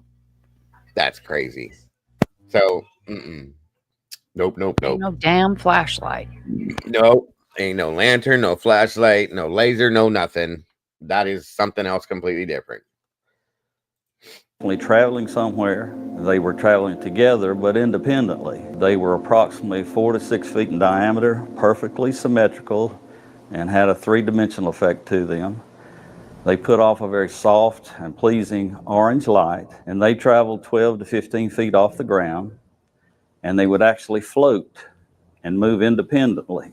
They approached us right to left in a diagonal pattern, and as they came across in front of us, the first light, which was further away, actually went down over the edge of the gorge, and as it went down to the gorge, of course, it lit up the top of the trees and then cast a shadow behind it, and shortly thereafter, the second one followed suit. And again, it was about 50 yards in front of us when it disappeared, going down over the gorge cliff and down the face of the incline there, actually in the area where we were going to go hunting. We sat there for a few minutes, and my dad said to me, what do you think of that? And I replied, I don't know. What do you think? And he immediately said, I think we've been in the woods with the Brown Mountain Lights. Lots of scientists have actually looked into the Brown Mountain Lights. They look at things like mirages. Light is actually bouncing thanks to temperature and density. So you're actually looking at the sky on the road. Unfortunately, scientists are like, there's no light that would really be around to bend it to that area. These things are so incredibly rare. For it to occur kind of constantly in one place is also very rare. Each individual has their own, kind of hypothesis about what they are. Is it supernatural, or is it some geophysical event that's occurring here that manifests itself in these lights? Because as far as we know, there's no other place in the world that it happens exactly like this in this nature. And it's very unique. I call it North Carolina's supernatural paranormal attraction. A geophysical event or paranormal orbs? You decide. See, that was my question. He answered it. If there anywhere else in the world that this happens like this, that is super interesting. Of course. Why just there? You know what I mean? Yeah, exactly. What is it about that area? I mean, you know me. As soon as they mention water, I'm all over it. Mm-hmm. Because, water attracts. It's a conductor. Yes, ma'am, for sure. I don't know, man. That's got my wheels churning over here. Well, these people said this is an eyewitness account. Let's see what they say. This is not very long either. They said they used to see them from up. I'm curious. Either one of y'all ever seen the Brown Mountain Lights? Yes. For real? You've seen them twice? You've not been drunk and seen them? No. Stone cold sober. Well, tell me about seeing the Brown Mountain Lights. One or two of you both. Tell me the times you've seen them. I've seen the Brown Mountain Lights, Tony. Well, come up here and talk to us for a minute, because I got a guy that's interested in Brown Mountain Lights, and he's looking for people that seen them, wants to know what they've seen and where they saw them. I've seen them. I see them right in the gorge. In the gorge, yeah. But okay, where were you positioned when you saw them? Be careful not to use 1,000 cameras you can knock over, so don't be crawling through here. Every time I have ever seen them, I've been. If you sit over here, you'll be on the camera. Otherwise, you'll not. That's okay. I don't want to be out. Well, if you want to tell a story, it'd be good if you're in the camera. Please sit over here. Sit over here. So tell me where you saw them. Well, I was at Wiseman's View. Yeah. And you're looking right off in the gorge there. And I've been up there, I don't know. I've had to been up there 50 times. Yeah, I've been up there at least 30, 40 times. I've never seen them. So most times I've never seen them. But I'm trying to think 2 or 3 times I have. You'll just be sitting there and it'll look like there's just a light down in the gorge. Sometimes they move. Sometimes they'll go right up and down or across. They'll just kind of flip. Sometimes they'll be. One time I seen them, they was multiple ones. It's like they were following each other. Like they were walking up a trail. Yeah. For real. Yeah. Why would I make it up? Well, I know you wouldn't make it up. I don't know. I guess I'm just still one of those non-believers. One time, I'll tell you this too. One time I was up there, and Martin McKenzie was up there. So Martin seen them too. Yeah, Martin with me. And we seen Bigfoot one time too. Though. Lori saw Bigfoot right up the road, she said. Now, whoa, we'll get on that one in a minute. Yeah, tell me about the Sasquatch can wait. Whereas up there, it's kind of foggy. You go up there and you couldn't see nothing. One of those nights where like it had rained, but it was not raining now, but there was still fog lingering in and out. Yeah. And it was just like foggy, you couldn't see nothing. Also, the fog lifted, and there was little lights going everywhere. In the gorge. Like Christmas. And then all of a sudden, the lights kind of quit, and the fog come back in. Wow. Bizarre, yeah. I've seen them with colored ones before. From Wiseman's View? Yes. Who were you with? I was with Mom and her dad and my cousin, so it was for Father's Day. But I only saw them colors one time. The other time I saw what them, colors were they? There was like red and green. And yeah, and it's down in the hole where there couldn't be nothing. No, they've all over that mountain. One time I've seen them, like Tim said, down in the gorge. You got Hawksbill, you got the little saddle, and you got Table Rock. And ain't nothing over there. No roads, ain't no people. It's inhospitable. Right, yeah. But I saw a few little lights and just it looked almost like they were just like a flashlight about to go out. Yeah, flickering. Yeah. And, maybe 2 or 3, not that big a deal. And many times as I've gone up there trying to see them, and I've camped up there too. But that one night, I was up there, and honest, it'd give you cold chills. I mean, it looked like Tim said, it's just like Christmas. Here'd be one, and I mean, it'd take off. It wasn't this zip, but I mean, it would move at a pretty good clip, like you'd think a man, if it's just down there in the bottom of the yard, a man going through carrying a flashlight on a dark night. But I mean, you're a mile away. Yeah, but you're looking more like over at the mountain than a light moving across it. Like there's no possible way to be a man walking. Nothing. Nothing. And I mean, it don't have it. It couldn't be like a flaming arrow or a flare or something because it had no arc. Like if somebody had a light or something on a little radio controlled airplane, could it be something like that? No. And people's not amazed by lights today like they would have been if you've been up there 70 years ago and seen that. Yeah, sure. Yeah. But no, there's no way you could have faked it that I can see. No, it looked like it was like that mountain was a Christmas tree. There's lights all over it. Some of them really bright, some of them dim. How long ago has this been? When did y'all see them? It's been 4 or 5 months. It's probably been 10 years ago since I've The last time I saw them was just. They said they used to see them from up there at Little Switzerland. Do what? They said they could see them from up there. Yeah, well, let's get the thing back on See Brown Mountain Lights. Dad, you seen the Brown Mountain Lights? I want to hear your little testimony. You want to sit here? Sit down here and talk. There's a guy doing research on it, and let me turn this camera back toward you for a minute. I told him I would ask y'all since y'all. Well, I know Tom and Tim had ever seen them because I've never seen them before. Tom hasn't. Yeah, I've seen them twice, for sure. I've seen them 2 or 3 times at least, maybe more. I've been up there so many times.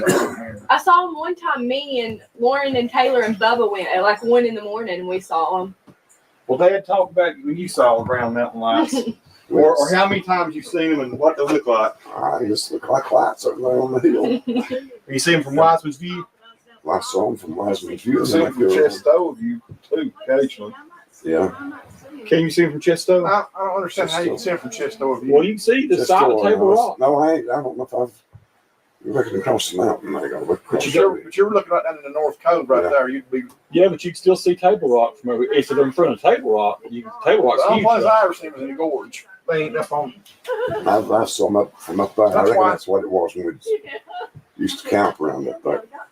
Where would you be camping? Around Chestow? No, Chestnut Grove. Chestnut Grove. Up on top of the Rich Knob. The Rich Knob. Yeah. So you're looking right back in the gorge from right up there. Yeah. So you can see lights down in there from. I don't know what they was, but there's lights now. What they look like? Just red lights. Red lights. I told you I saw a red one. Would they move much? Or they just go up. Yeah. So you'd have been camping up there back in the 50s or something? Late 40s, early 50s. I say too.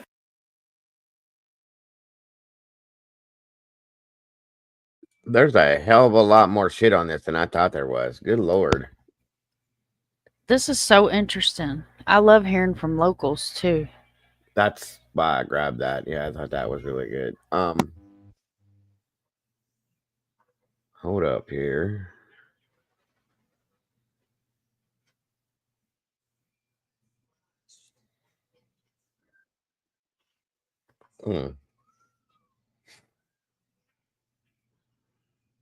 It's another news broadcast, I think. We're about done, folks. Don't worry.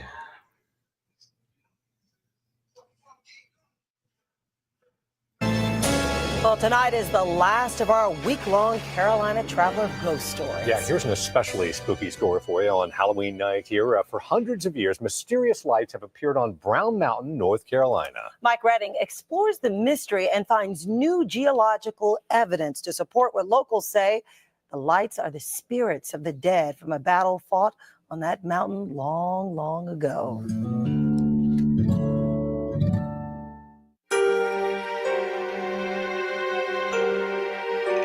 Strange tales of this mountain have been told from generation to generation for hundreds of years. The legend states the first to speak of the mystery, Cherokee and Catawba Indian tribes 800 years ago. No one has solved the mystery. What are these lights? Captured here in photographs, there are no roads and no homes on the mountainside, no artificial lights, yet the lights keep appearing and disappearing. I've seen them since I was around 16 years old.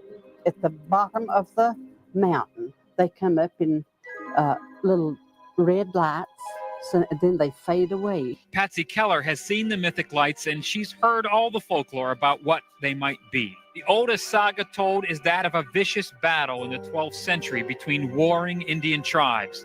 So many warriors were slaughtered that young Indian maidens came to the mountain at night to search for any sign of life. The scene was so tragic and overwhelming that the maidens, their torches held high, haunt the mountain to this day. Some say the very geology of the mountain is sending a clue. Look at this picture of Brown Mountain from a satellite. In a close-up shot, with the creek bed at the base of the mountain highlighted, you can make out the profile of a Native American face looking toward the battlefield. I would say an extensive study. Cliff Rose says Brown Mountain has been poked and prodded and put under a microscope, and skeptics say it's all myth. We were in the right place at the right time. But photographer Brian Irish says he finally has evidence. He is the first to capture the mystery on tape. This home video shot from 3.5 miles away. The Brown Mountain lights are flashing and dancing, just the way people have described it for centuries. You must have your eyes focused where they are and be lucky in that respect. The next thing is that they must appear. And the last thing is that you must believe that they are there.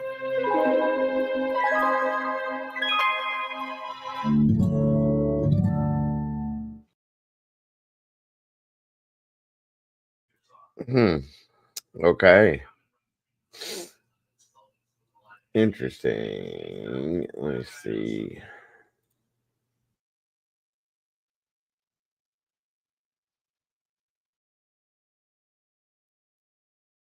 No, I'm with you, Monahari. There's no way in hell it's man-made. That ain't no damn flashlight.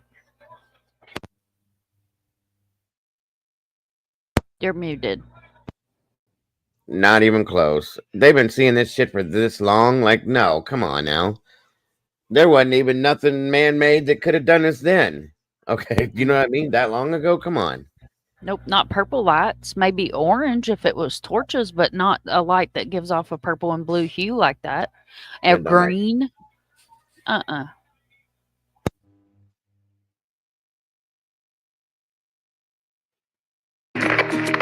first heard about the Brown Mountain Lights as a child. Would I say that they're real?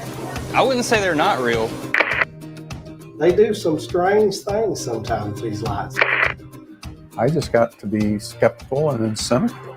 I thought, well, maybe all the reports are bogus. I don't know where they come from. I don't know where they go. I just see them.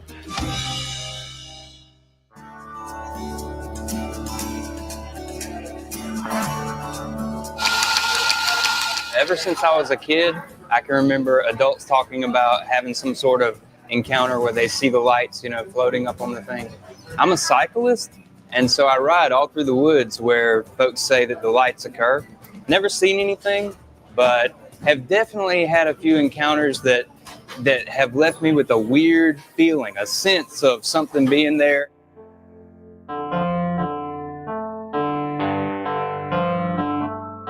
My name is Charles Braswell Jr., and I went out to the 181 Overlook around 1999. Just started making regular trips. I'm thinking it was like my 35th trip before I actually saw what I thought was a Brown Mountain light. When this light appeared, I just got quiet, just deathly quiet. I was concentrating on capturing it, making sure that I got it on film, and it was just inspiring to see it. I'd spent so much time there looking at nothing out there in the night sky, and then suddenly this bright light shows up. It was really puzzling because I just wondered what that was. What did I just see? Okay, I'm going to write to Heather. Keep on believing in the possible. I like it. That's really the whole mystery, is it could be possible. That's it. All right. Thank you. I've seen them enough times that I know they're real. I can't tell you what they are, but I can tell you that they definitely exist.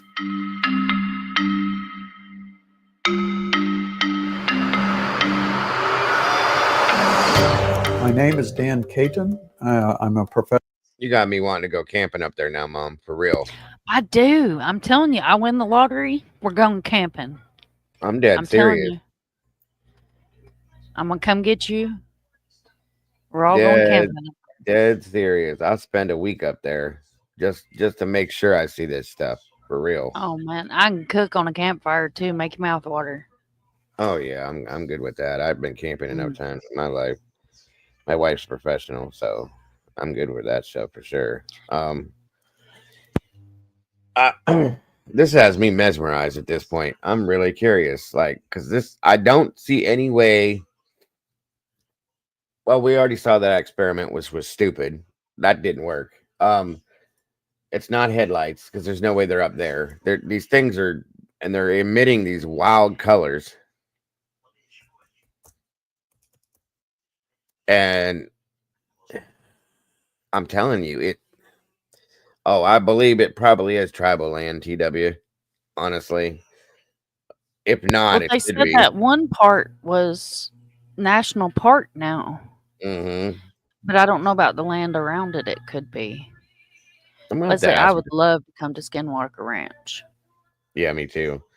I wonder if Miss Sherry knows about this because she lives down there. I don't think she's in here tonight. She was in here earlier. She probably left before we started, or probably went to bed because it's midnight now. But I'm out that wonder if she knows about it or if she knows anything about the native side of it. You know what I mean? Mm-hmm. I'm curious. Anyway, I'll shut up and finish Me this up too. so we can get out of here. Really got me going, wanting to go up there now for serious. So we'll see.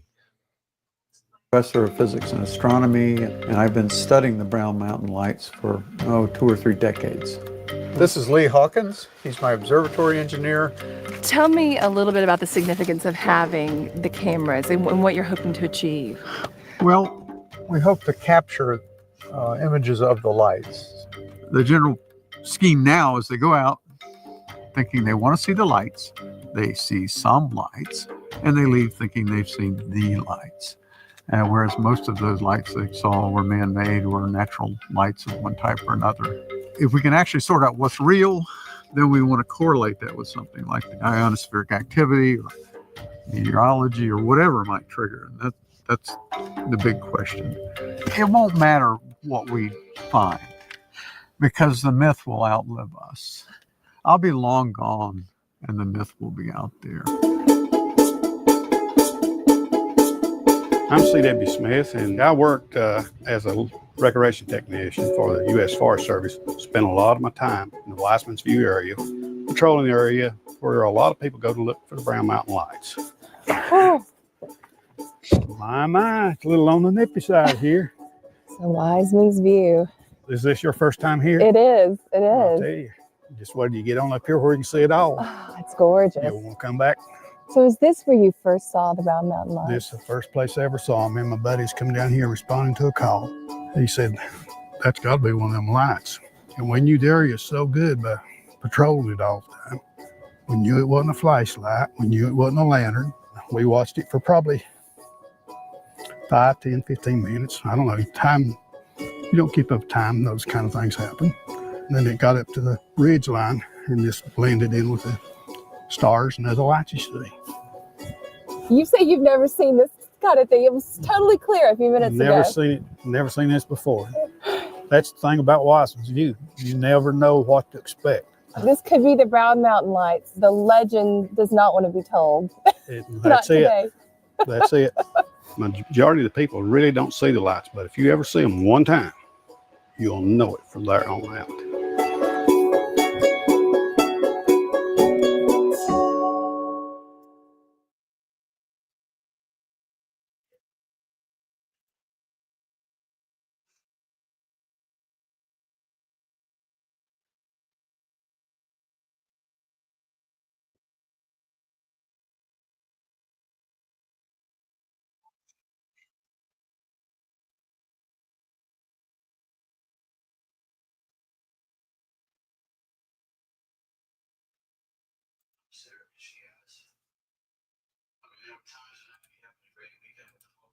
I'm so tired.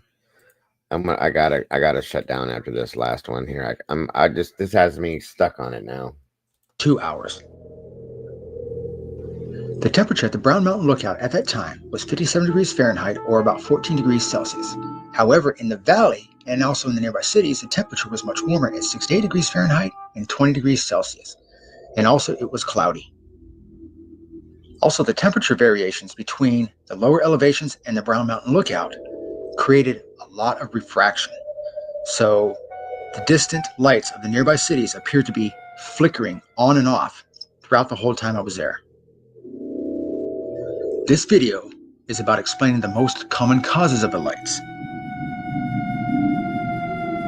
In most cases, the Brown Mountain lights are misidentified. They are either headlights, planes, or reflected light over the mountains.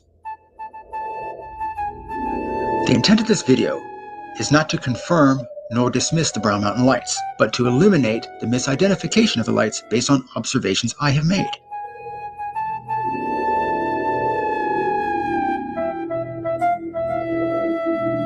That low-lying ridge that you see right there is Brown Mountain. Throughout the time I was there were also some forest fires that were nearby.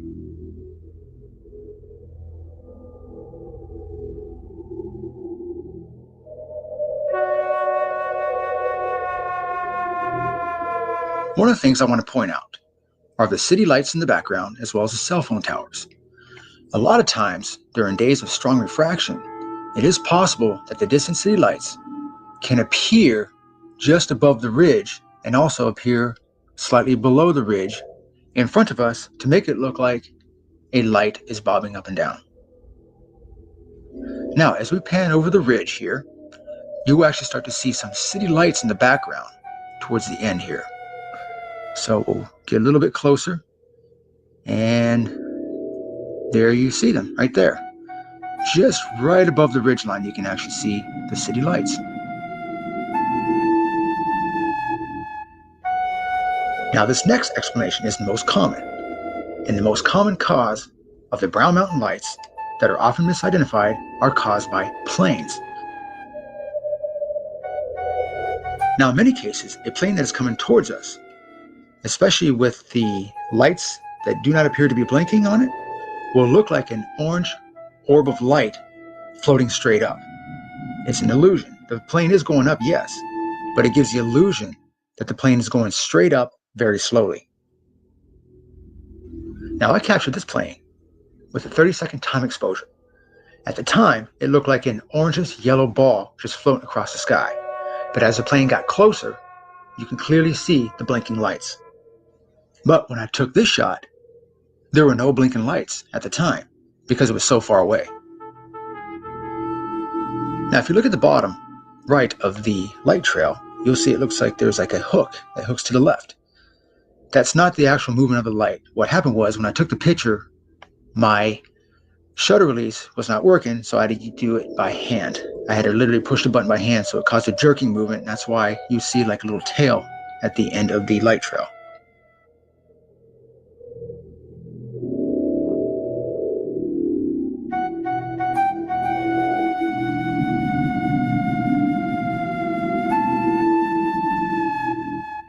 Now, here's some more shots of planes in the sky without any blinking lights whatsoever when I took them.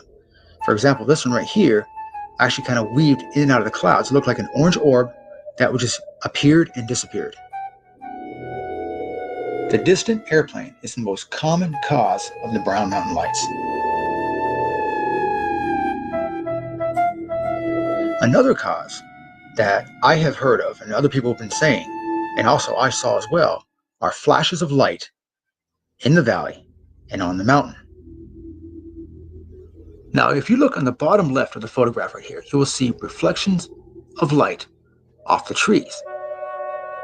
This was caused by light from headlights penetrating deep into the forest, giving it the illusion of flashing lights because there's actually a corner of the road right there where it turns on Highway 181. There is a reason why the lights are most commonly seen in the fall and in the winter, because there are no leaves on the trees, and therefore light from headlights can penetrate deep into the forest.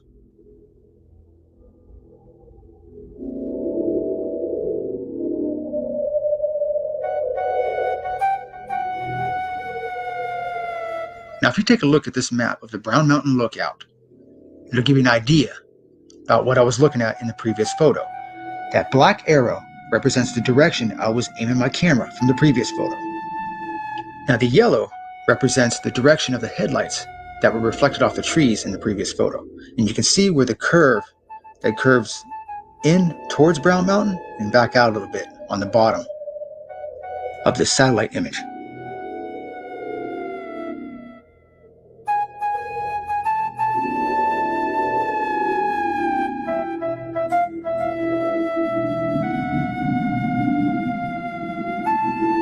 I did find some light anomalies in this photograph. However, I believe these are hot pixels from the camera, basically camera artifacts. And I found a couple of them in here. So here's another one over here. Let's bring it up a little bit closer.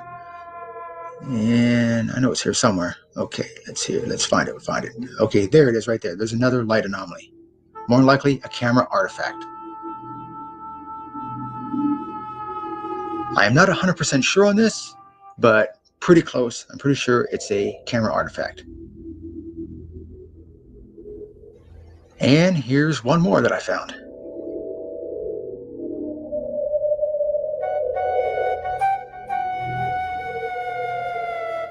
Again, the intention of this video was to weed out the misidentification of the Brown Mountain Lights. As of this moment, I cannot confirm the existence of these lights, and I cannot reject the existence of these lights. I'm going to return again to do another video on the Brown Mountain Lights, but this time I'm going to go to Wise Man's View.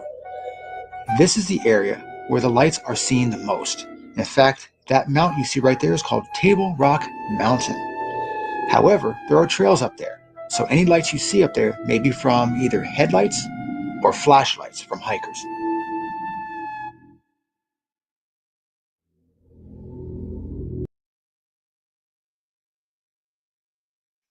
All right, y'all. That's going to do it for tonight. Crazy stuff. Very interesting. And I really did enjoy that one. I'm just burnt out. Thank you so much for that. That was so interesting, man. You had me glued to the screen the whole time. Absolutely. I'm glad you enjoyed it. I know I did. I really want to look into it more now. And I will be.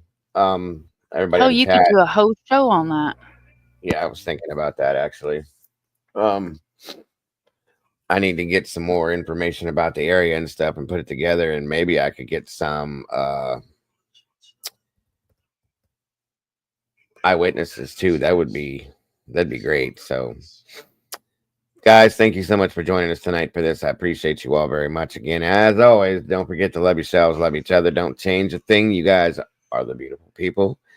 I will see you tomorrow for the morning show. Hopefully everything will go right for that. Other than that, guys, have a great night. God bless, and I will see you soon. Thank you, Mom. Much love, and I will see you as well. Much love. Make good choices, y'all. Absolutely. For sure. Take care, everybody. Bye-bye. Bullshit.